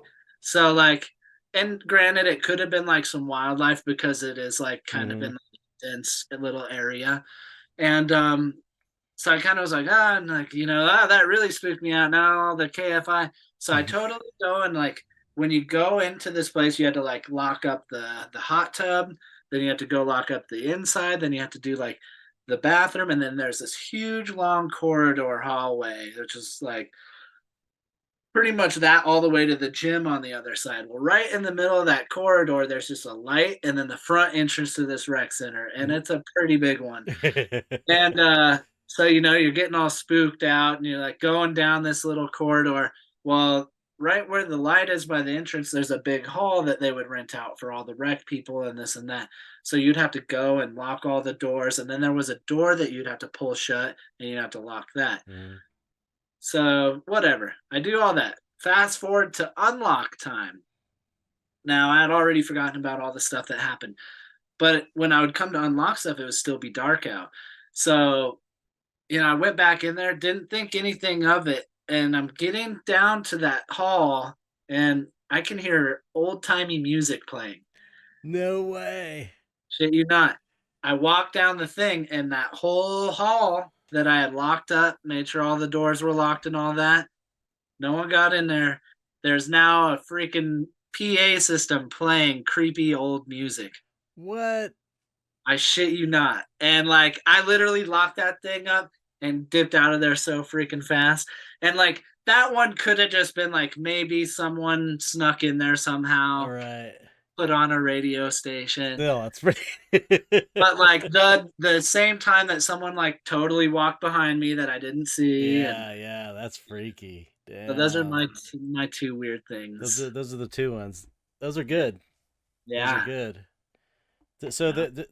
the guy that was behind the door, was that like it just looked like a shadow? Did it look like a black figure? Yep. Yep. Yeah, definitely not like super dark, but like you can make the shape, you know. No features. Featureless. No features. Have you Yeah. seen the Nightmare, that documentary, The Nightmare? No. I think I've heard of that though. Oh, you gotta watch it, man. Okay, hold on. Let Oh me. God, do you have? I think it's on Shutter. Do you have Shutter? I think I do. Or you could rent it for do like Is the that about like sleep paralysis yeah, and Shadow People. and shadow people? Yeah. It's a documentary. But man, it's all anecdotal stories. It's just anecdotal stories. They interview people and they do kind of reenactments, and it's so good and so creepy, man. It's really scary. It's one of the I've scariest. never experienced the whole sleep paralysis thing. I know like you have that painting about it and you've talked about it a few Yeah, times. yeah, yeah. I have an issue with it. It Yeah. happens Does it sometimes. happen? It still happens. Yeah, it still happens. It just is like part of life, but it's not always terrifying. It's like sometimes it's fun, and sometimes it leaks into a lucid dream. It's really weird. I've had one of those a couple times. Yeah, it's kind of like a lucid dream, but it's just different. It's like you're floating around. It's really, really Yeah, mine was weird. like I feel like every time that I would like take a breath in my sleep, I was floating up a little more. Oh yeah, yeah. Yeah, it was weird. That's kind of like an out of body, Yeah. Uh, yeah, I'm sure I've had one recently. Even it's usually, usually what happens for the most part nowadays is that as I'm asleep and I get this, I kind of get that where I'm like half asleep and I become aware, and I get this buzzing in my head that goes zzz. Wow. It doesn't make a sound, but that's like the feeling of it. That's the only way I could describe it. Huh. And I'm like, oh shit, I just want to go back to sleep. I'm gonna go start floating out of my body. Damn it. And it's like, and so usually I'm like resistant. I'm like, no, I don't want to do it. And it's like sometimes you'll wake yourself up, and then you're like, oh, I don't want to go back to sleep because the buzzing is still there. Like I get that buzzing when I wake up. Sometimes in the morning I have like it kind of like just as I'm kind of waking up, and uh, but occasionally you'll float up and you'll be like, oh, okay, cool, all right, I can fly around now, and you. But I always most, wish that I could like be good at that and just be like, all right, I know. I'm going to fly now. Apparently you can do it if you spend the time. This guy Robert Monroe wrote all these books about it. Apparently he could do it on command, and I've talked to people. I'm sure I've even interviewed people on here. I know one person, I don't remember who it was, said they did it until they kept doing the exercises until they were able to do it, and they were able to do it. And it's just one of those things, you have to do it like anything, like every day, and then you can do it. And but it's like, it's a lot of work and discipline, and you have to kind of change your sleep hours around. I was gonna say that almost seems like that could be tiring because then you're up for 2 shifts. Yeah, yeah, yeah. I mean, I've usually had them. One way that happens pretty often is if I wake up in the middle of the night or like really early in the morning and I go back to sleep. That's when it tends to happen. Um, but I haven't had a crazy one since I had the Baba Yaga. I had a Baba Yaga experience. No way. Yeah. Do you Just really think it was like some Baba Yaga? That's what I think. I was like, it was, an invisible lump. I couldn't see it, but I could tell the shape of it. I thought it gave the impression of one of those French fry guys from McDonald's. The French fry guys that are just kind of like domes with legs. Yeah, yeah, yeah. I just had the sense that was the shape of it, about like 4 feet tall, and it was coming around the bed, and I was in that like out of body thing, and it was just cursing me out in another language, like an old lady just cursing at me in some language I couldn't understand that sounded like Romanian or something. I was like, but she was like super pissed and just yelling at me, and I was like, oh man, this is so scary. She's coming towards me, and I was So somehow. wait, Wait, so there's like you're seeing this in your peripheral almost? Yeah, Like, are you meant to open? it was kind of like I'm in that weird half out of body state, but like still in Okay. my body, and I'm kind of like I can see It's like down, sort more of of. an energy. Yeah, it's like I could see the room, but even though it's Uh, kind of dark, it's dark, but I could see it and I could sense that where she was, and I could hear, totally audibly hear it. That's the weird thing. It's like I heard her yelling that shit, and she was out, and you could tell she was pissed, and she was like really old. Like imagine an old Romanian lady cursing at me, and I knew she was cursing at me, but I couldn't understand it. And it just came around to my side of the bed, and I was able to kind of like pull myself out of it because it was so scary. And I was thinking, oh shit. the first thing I thought of was that Baba Yaga. I thought, and I was like, Out of that too when you woke up? yeah. And I was Oh, like, that's probably because the last Hellboy movie had a cool Baba Yaga makeup, and I'm just associating it with it. But that was like, I don't know, years ago that movie came out, and it was like I hadn't been thinking about it, and I didn't think anything of it until I was like, I'm gonna look up Baba Yaga for the hell of it, and it was like, uh, I like looked it up on Romanian. Wikipedia, and it was like Romanian. It's like a Romanian thing, Russian, Yeah. Eastern European What? folklore. And then I was like, oh man, because it was like it was a language for sure. It wasn't just nonsense words. I heard them very clearly, and it sounded like Romanian or Russian or something, and it was scary as shit. And That's that didn't even terrifying, dude. it didn't even happen that long ago. I mean, that was like, I don't know, a couple of years ago maybe. Crazy. Yeah, so that was the last big one that I can remember. Yeah, I got to write them all down because there's been a lot. There's been a lot. Yeah. Just part of life for Yeah. for me. Yeah, I'm one of those where I'm like, oh, I had a crazy dream, and then I'll be like, I can't wait to tell someone about this, and then like an hour later, I'm like, it's gone. Yeah, I know. You have to write. You have to like. What I do now is I speak them into my phone, the voice recorder on my iPhone. There you go. You do Cool. it like as soon as you wake up, and that's the only way. Otherwise, you'll just forget it. And then can you like section each little recording into a folder of all your sleep? Yeah, I mean, I would if I was an organized person, but I'm not. So I just have like 300 of these random things. I try and write them down though. So like I'll listen the next day and try and understand I'm all half asleep. I'm like, this little lady coming. Baba Yaga starts Yeah, coming. Baba Yaga. I don't know, man. Your studio actually looks pretty tidy right now. Oh yeah, I did clean. I mean, Yeah. I clean. It's pretty good. It's pretty good because I just did a big cleaning. You know, it's still like normal. A normal person would probably think it was terrible, but for me, it's pretty clean.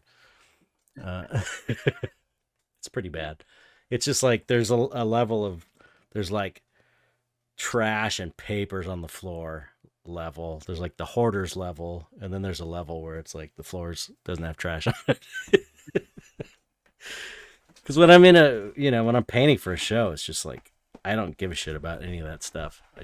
I'm focused entirely on the painting, so I can't clean up. I can't bring myself to do it, and it's usually under a tight deadline, you know. Yeah, you're a beast, man. Yeah, it's pretty impressive how you can knock out such a good amount of work and make it happen, Oh, you know? thanks, thanks. It's only because I have to. Yeah. Well, you're doing a good job of it. Well, thanks. Yeah, man. I appreciate it. Yeah, I'm psyched to see the last few shows selling out before you even went, you know? Yeah, that was pretty crazy. First time Awesome. ever. Yeah.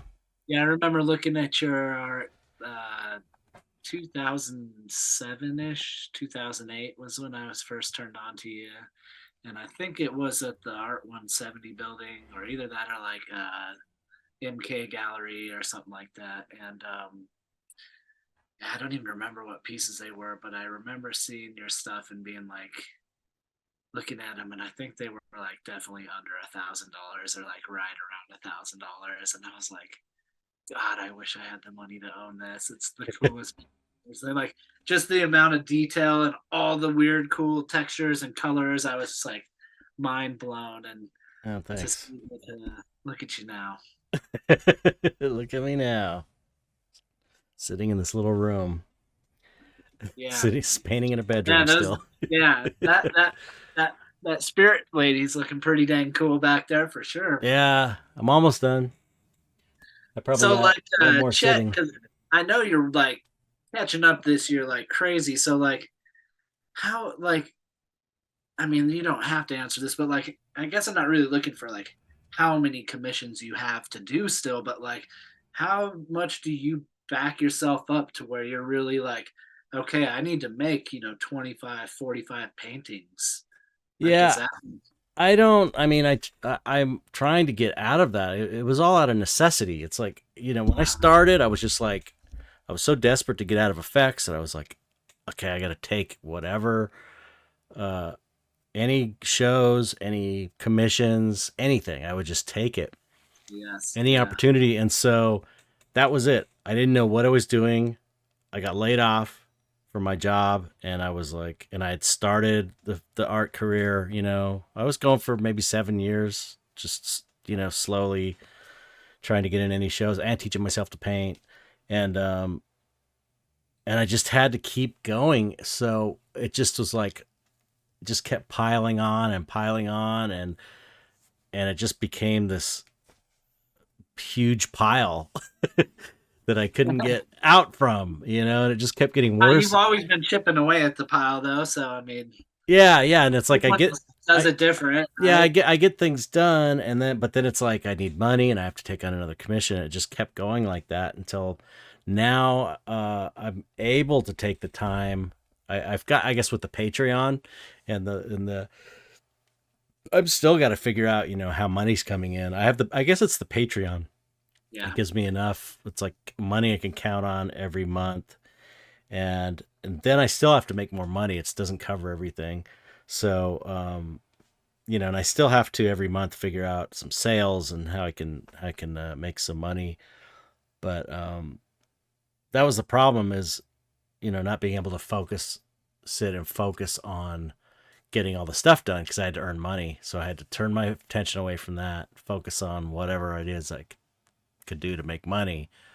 And so this is the first year where it's like just no other side, nothing to distract me except the So commission. currently taking no commissions.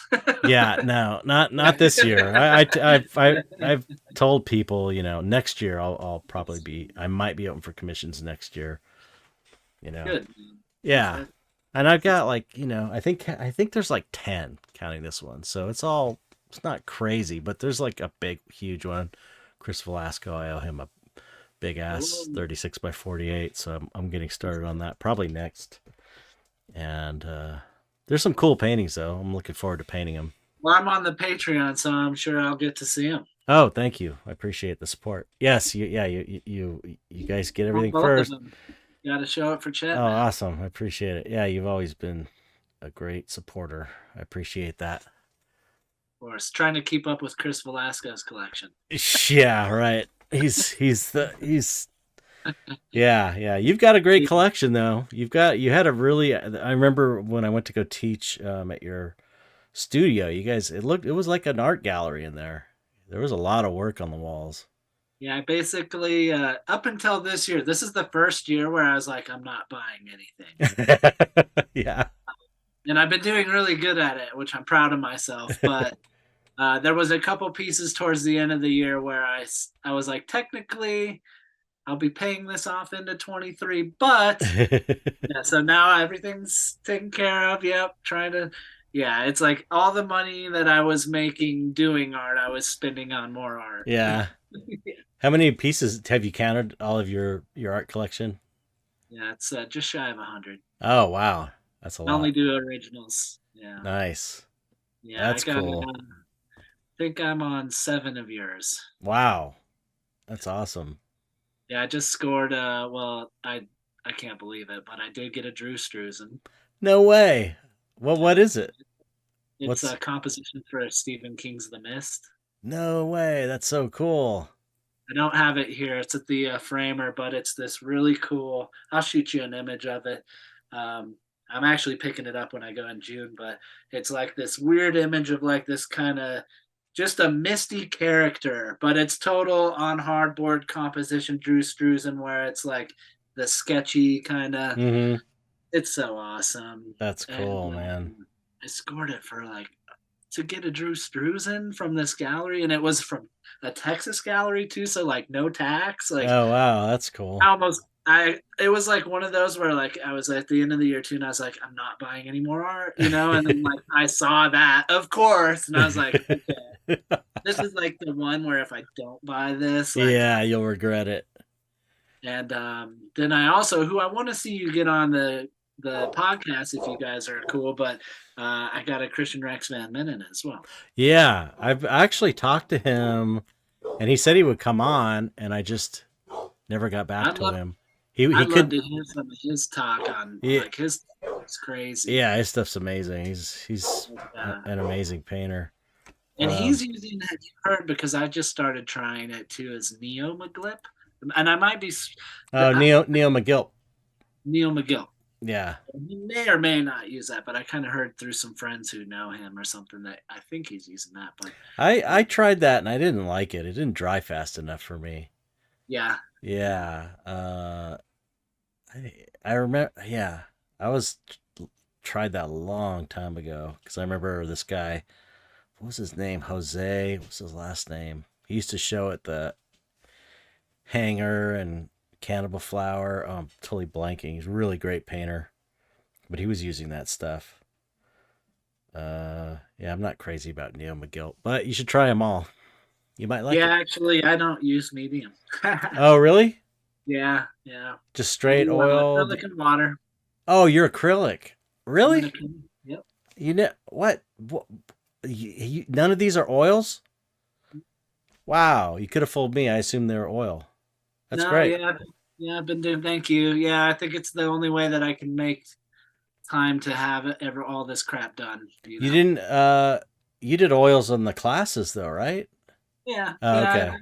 I've painted oils before. I'm actually trying the Neo McGilp right now too because I'm collaborating with a guy who paints oils. So I'm, it's crazy after trying it again too, and I've been taking a new approach with all of my painting to where I am kind of doing that Van Minen um, process where it's like underpainting, full grisaille, then glazing, then highlighting, right?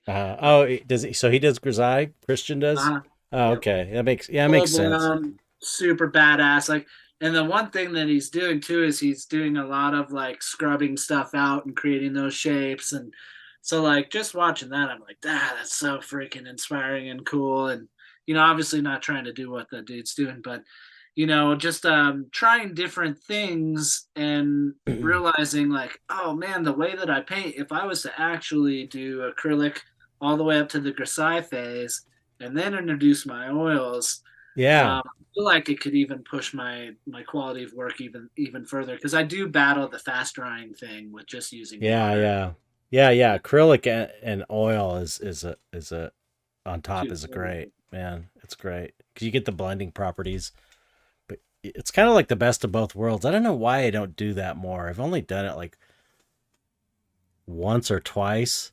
I think it's maybe the like, you kind of need to have separate brushes and a separate setup for the acrylic. You're not really supposed to use acrylic and oil brushes together.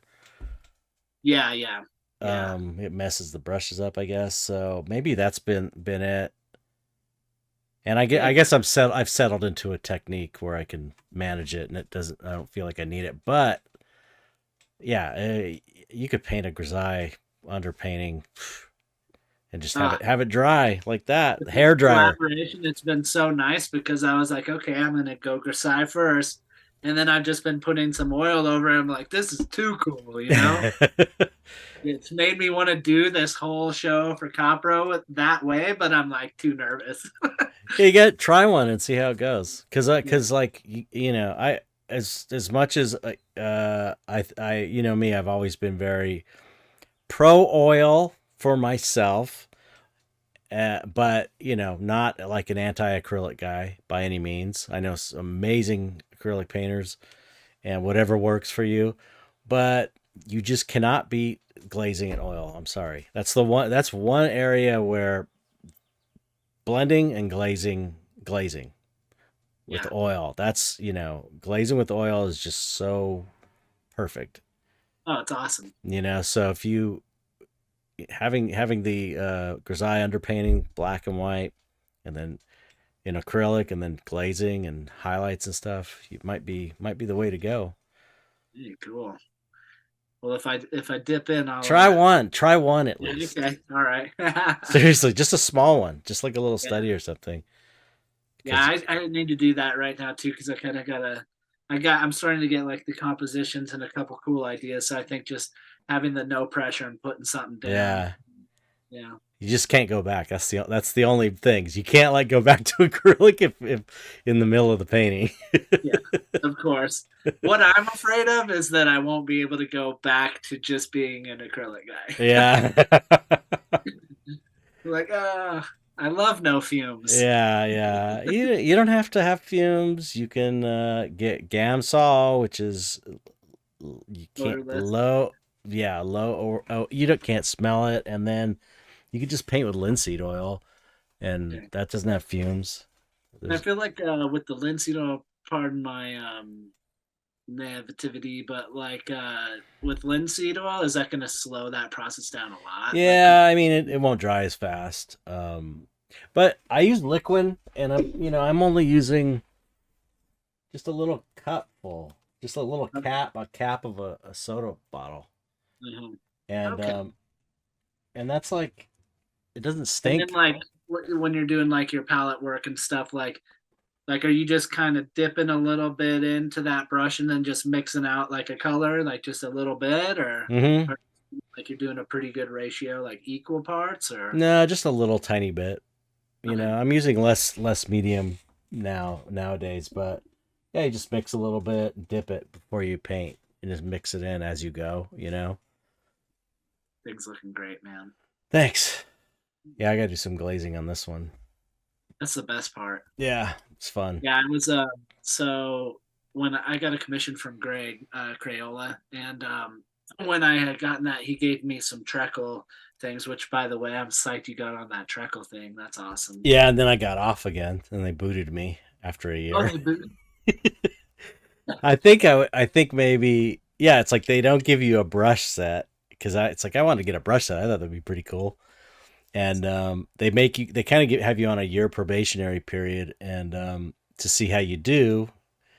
And that was the year I did the chaos. No, it was the year I had tool posters, Uh, and so they have like they want you to hit a minimum of like okay. posts Yeah. about their product. But it's like I've been promoting them for fucking 15 years or 10 years or something without anything. So I thought, they might cut me a little slack, but apparently not. And I posted almost all the things they asked me. There was like one time I didn't do it, I think. uh, And then they was like, "Oh, we regret to inform you." So uh, I got the eh, it's hard letter. enough keeping up with just everyday life stuff. Oh yeah, all my social media, and I had like all those posters, and I had a show I was painting for. It was insane. It was just I just got too busy, but Yeah. whatever. They don't. I, Whoever said doing art would be easy, huh? I don't need them. Yeah, yeah, man. I was just figuring since I was promoting them anyway, it might make sense, but uh, oh well. I did get a really cool acrylic. They're kind of actually, I think I have them. Yes, I do. These it's like a transparence. And I think Greg's, but it's like they got the yellow iron oxide and they got this red iron oxide. Hmm. Dude, I use these in almost every painting now just to like What's it push. got? Like a medium in it, like a gel Yeah, medium it's or just something? pretty much like a light fast, like transparent. Oh Yeah, man, I so just got water in my oh no. eye. Good thing it ain't whiskey. I've been rocking those, man. That's cool. Yeah. Yeah. But maybe I'll give it a shot. Get back into the oil. So it was funny because like when you would do the workshops with us, I felt like, oh, you make it look so easy. You're like, oh, you know, and you made it so easy for everyone to follow along. But like the second you left, and I was like trying to do the thing again, and I was like, okay, we put this on, we kind of let this sit on here, and then we paint into this, Yeah. and then I was just like, and then what did we do? No, You know, I know it takes a while to get the hang of it, but I just once I figured it out, I couldn't go back to acrylic because it just was drying so fast on me, and it was frustrating the hell out of me. But I do like acrylic. You know, I started with acrylic, and I can do it. You know, it's just I wish it wouldn't dry. I wish there was like, I tried that. There's that slow dry medium, and slow dry acrylics, and that works pretty good. I just got my first bottle of that, so we'll see. Open acrylic medium glass. Do you think that's good? Yeah. I tried some. I got some open acrylic paints too. They have like the paints.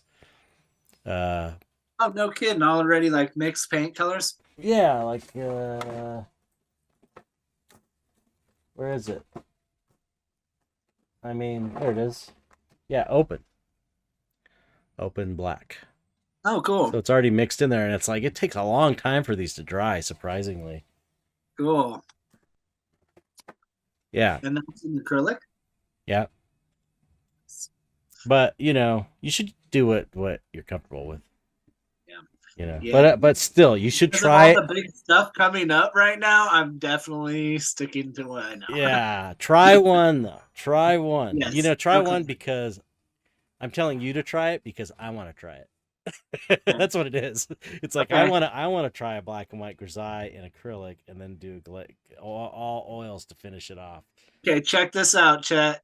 I'll try it and then I'll gift it to you. Okay.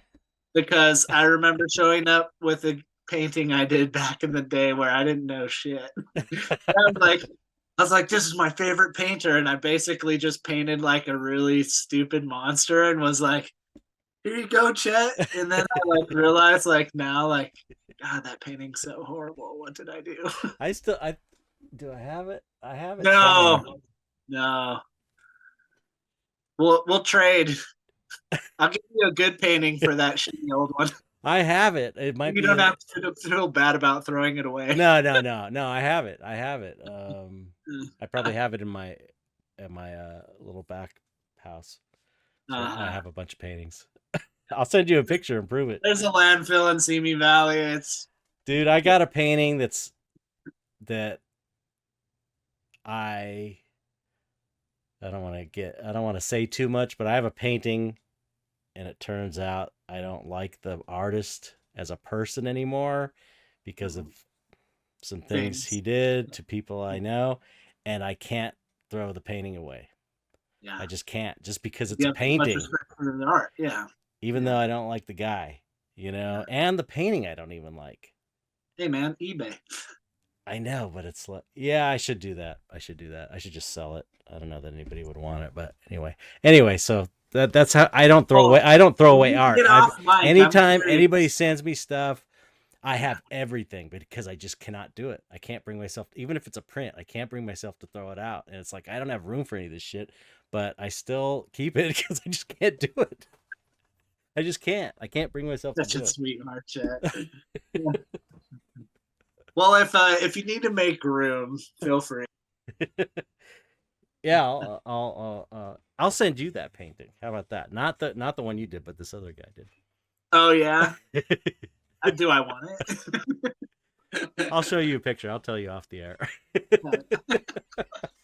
Yeah, there was like one story I wanted to tell you, and then I was like, I'll just tell Chet off air because I'm not like really big on like talking about people. But... Yeah, I know. Yeah, I was like, I could share the story because it's honestly the craziest thing that's ever happened to me, like in my tattooing career. But like, I couldn't really fill you in on all the details. Yeah. We did Mike and I did an episode that we never played. Because it was like, I'm going to tell all the Hollywood secrets of stuff that I experienced. and Oh, and it was like, and it wasn't necessarily all bad stuff. It was just like stuff that would have embarrassed people that are cool, yeah. you Yeah. know. You'd have to really think about like what you're Yeah, I talking. wouldn't want, if I would feel bad because it was, it's one thing if it was like all these, I don't really mind talking about assholes that screwed me over in the business, but there was a couple people where it was just like a funny story that would be embarrassing for Yeah. a celebrity that I like, that I think is a cool person. So we But we're just, still going to talk about it. yeah, yeah, it's, well, it was just like we did it, and then I was like, man, that I can't air this one. It's too much. Yeah. I just, these people are too nice. I would Well, never. you said it was a celebrity story? Yeah. Says because so was mine. Oh, really? Yeah. Okay, we'll just put it this way. There is a tattoo that I did that made the cover of Cosmopolitan magazine, and it was on Britney Spears.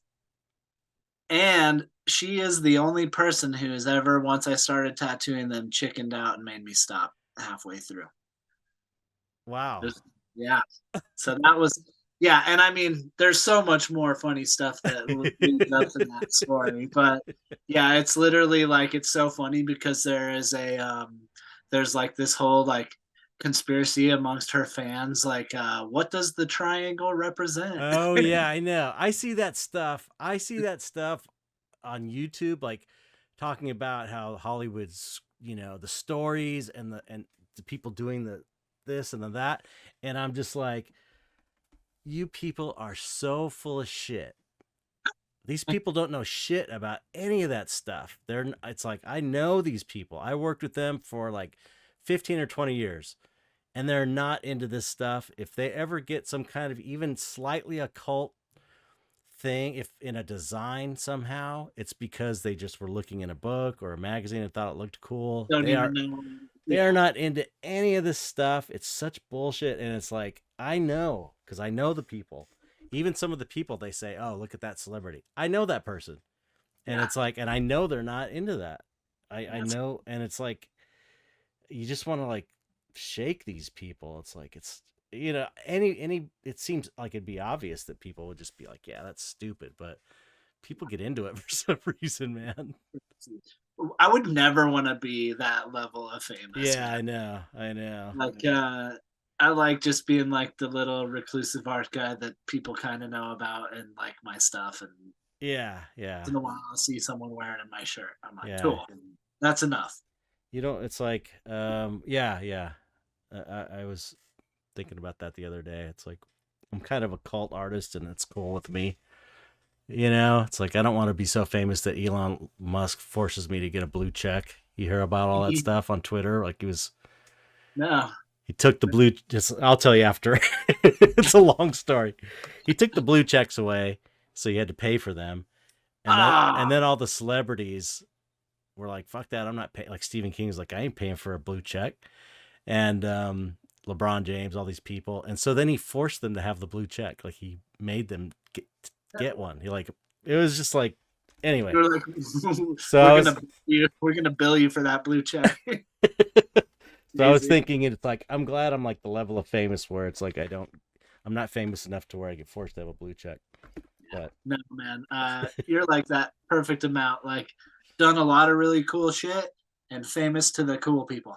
yeah, right. Yeah, it's just like, it's like the artists I like are kind of more like cult artists, like the bands and stuff that I like are more like cult artists, cult musicians, that's the best, you know, musicians that musicians like and stuff usually, but unfortunately it's not where the most money is, but I'm working on it. Did you ever listen to that album I sent you? That band King Gizzard. Did you ever listen to that? I don't even remember. They're like one of those weird bands. They're like this Australian band with a ton of members, and they I like. keep hearing about them. I've heard I know about you them. would like them because they're like. I know you would dig them because they're like.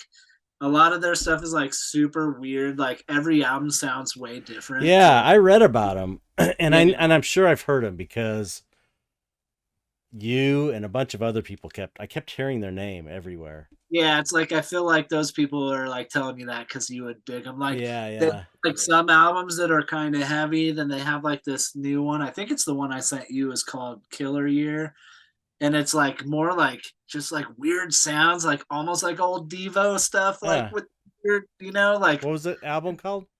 that one is Killer Year or something like that. But yeah, that one almost has like this weird like Shanghai kind of oriental, but like kind of funky. Like Hmm. then the next album would be like kind of doomy and punk rock, and I don't know. I feel like you would dig them. Yeah, I'll look into them. I will look into them. You can never take my word for it though, because I remember buying you Tommy Boy DVD, telling you that was the best movie ever. You told me to. Yeah, you told me to watch it, and I rented it. Didn't I You're like, rent it, this or is did you give me a no, I DVD? bought it for. I saw it at the gas station for like $4. I was like, if You're like, Chet's never seen this movie, I I was like, watched it. I was like, man, that movie was so fucking stupid. I was like, You're I thought like, I this was is the gonna blow funniest your movie. mind. This is the funniest movie ever made. I didn't see it when I was a little kid. I think you have to see That's that. just great. I just remember you texting me. You're like, dude, this sucks. This movie sucks, dude. You built it up too high. You built the expectations up too high. Yeah, There's gonna be all these Tommy Boy fans listening, being like, "What? That movie was great." That was pretty funny. I forgot about oh, I'm crying. that. I forgot about that. That was great. Well, ended up being great because of that. That made it more better than if it would have been this great movie. It's even better. Yeah, That it's my funny. fault for talking it up. I don't think you could technically talk up any comedy and then like live up to expectations. Yeah. There's very few. There's very few. Well, What would you say your first comedy, your number one favorite comedy? man, it's tough. That's such a loaded question, but Yeah, I don't know. It's like there's just I don't have a one. There's like maybe five or so. There's the the Monty Python movies are great. Like the Life of Brian is probably one, and I like all the movies they do. The Blues Brothers, I love the Blues Brothers. I think that's a great one. With Nail and I, did you ever see With Nail and I? mm. That's one you got to see. That's one of the greats. I talk about it all the time. With Nail. With Nail, WITHNAIL and I, and Okay, that's the one. it's the one. It's Britain's biggest cult movie. It's Okay. like it's one of those movies that people have watched like 500 times. They have uh Well, don't talk it up, Chet, because then I might think. yeah. It's one. I'll tell you this much: the first time I saw it, I watched it because I heard it was like it was like a cult movie, like critics loved it, but it was like kind of underground, and I watched it and I was like, it's all right. And then I watched it again, and I was like, and then I watched it again, and I just kept watching, and I was like, oh my god, this is amazing! It's like the dialogue and the writing is so good, and the characters. So it's like it took time to grow on me, but it's one of those movies that just people watch all the time. It's like over and over, one of those over and over movies. So basically, get you on a Tommy Boy subscription until you turn over. No, Just it has to be a good movie. There's a lot of subtlety. There's like it's all dial. It's characters. It's great. It's great. So you'll have to let me know. Maybe you'll have I'll check it out. maybe you'll have that moment and you'll be like, what? This is bullshit. But I've got backing because there's like people that have conventions for this movie. Like they have meetings about this movie. Yeah. So anyway. Okay. Good. Check it out. Yeah, like were you into the Big Lebowski? Oh yeah, Big Lebowski was one too where I was like, everyone was talking about it so much, and I watched it, I was kind of disappointed, and then I watched it again. I was like, holy shit, this is amazing!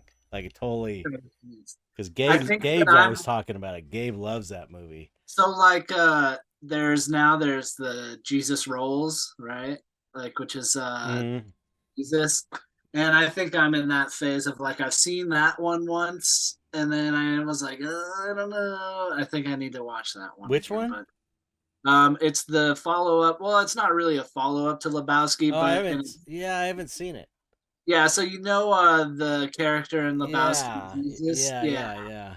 So like it's like he did a film like kind of as a follow up with that character. Right. I remember hearing about that. Yeah, yeah, And I think just like the hype of it being like you're going up against something that has like yeah, conventions for it and yeah, stuff. yeah, So I have to give that one another chance. yeah, yeah. I mean, the Like chances you're that. gonna hit something like that great twice is. It wasn't a It Coen Brothers movie though, was it? The Jesus one?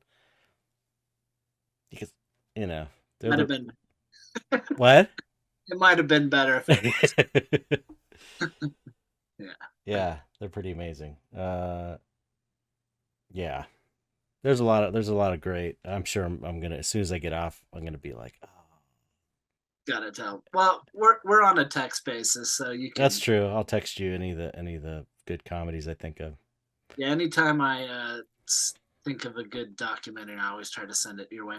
Did you watch the one that that I sent you of the guy that literally recreates like a masterpiece? Why am The I Vermeer one? Vermeer. I Yeah. painted a Vermeer. Yeah, How yeah. awesome is that? That was Huh? great. Yeah, yeah. That was really I was interesting. dedicated in the cause of doing that. Yeah, yeah, yeah. That was amazing. He was able to do that too. So do you think that those old masters, because you know, he really breaks down that Vermeer as like how perfect all those Yeah, colors and lights were and all yeah. that.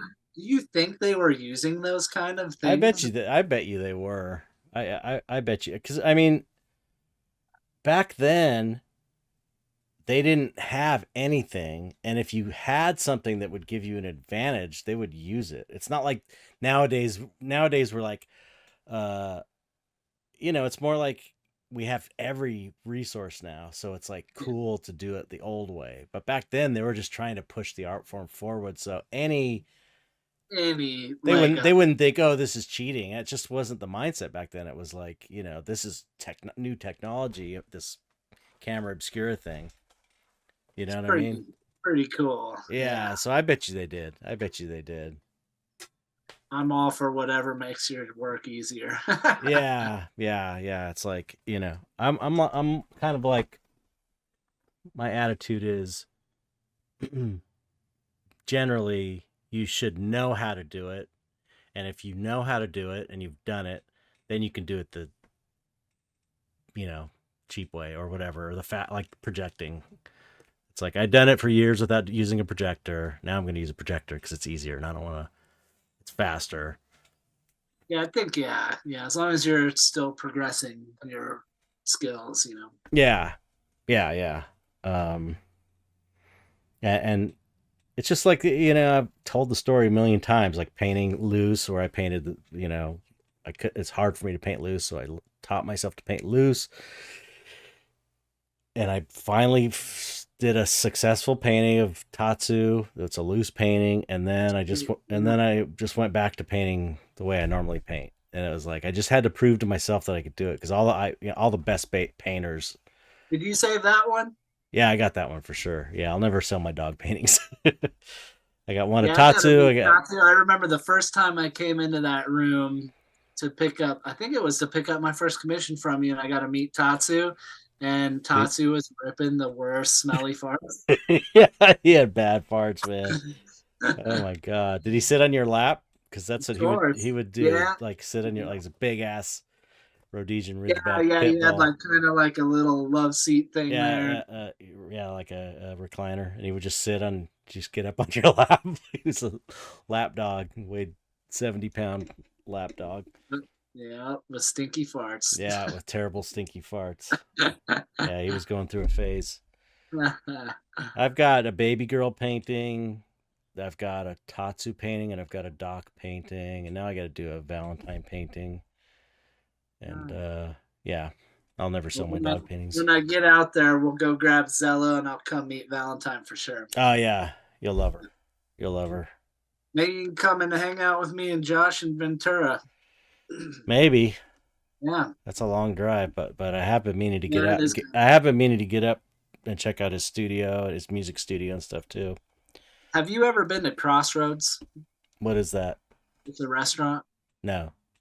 It's a vegan restaurant, and it's top notch. You Where should. at? It's off. I think it's off Melrose. Hmm. It's bougie, but I would like to take you there. You would love that Yeah. place. Okay. I'm all down for always down Yeah, for a vegan place. yeah. It's vegan and it's like bougie. Cool. So we could be the guys that show up in like Pantera shirts and Right. Cool. bougie, bougie art dudes. Sounds good to me. It'll be my treat. I'll definitely holler at you when it's getting closer. All right. Sounds good. Well, I guess we should wrap this up. Yeah, man. What a pleasure, man. Yeah, pleasure was It's all been mine. such an honor, and Yeah. I feel totally humbled and psyched to be a part of this with you. And, Yeah, I appreciate you taking the time out. It was super fun. Great chatting as always. my I pleasure. just recorded it this time, you know. Yeah, we just went for it. Yeah, yeah. There was like not even like a test. We were just like, Well, I mean, I just, whenever I see you, I talk to you, and now it's like, oh, we just put the recording button on. This is pretty much stuff we would talk about pretty much yeah, anyway. it's crazy. I feel like, yeah, like it was a little bit easier than I was expecting. I was really trying to not have nerves because obviously I look up to you in so many ways, and Oh, and all the artists that you've had on previous to me. I mean, I look up to all of them as well. So right. like, to even be like on the getting a little honorable mention on the same thing is like such a huge thing for me. So Dude, thank you. you got a solo show at Copperell. Come on now. And, still pinching myself. Yeah. Yeah, I guess like it's just like everybody is always Yeah. trying to get to that next thing. Yeah, every artist always even Brahm, when we had Brahm on, it was like even Brahm had insecurities, and every artist has imposter syndrome in some way or another. But you're killing it. Yeah, you're doing great work. It's very cool to see. And yeah, thanks for coming on. Yeah, thanks for having me, chatters. Now you got to just give the goodbye. Just tell everyone Goodbye, audience. goodbye, audience. Yeah.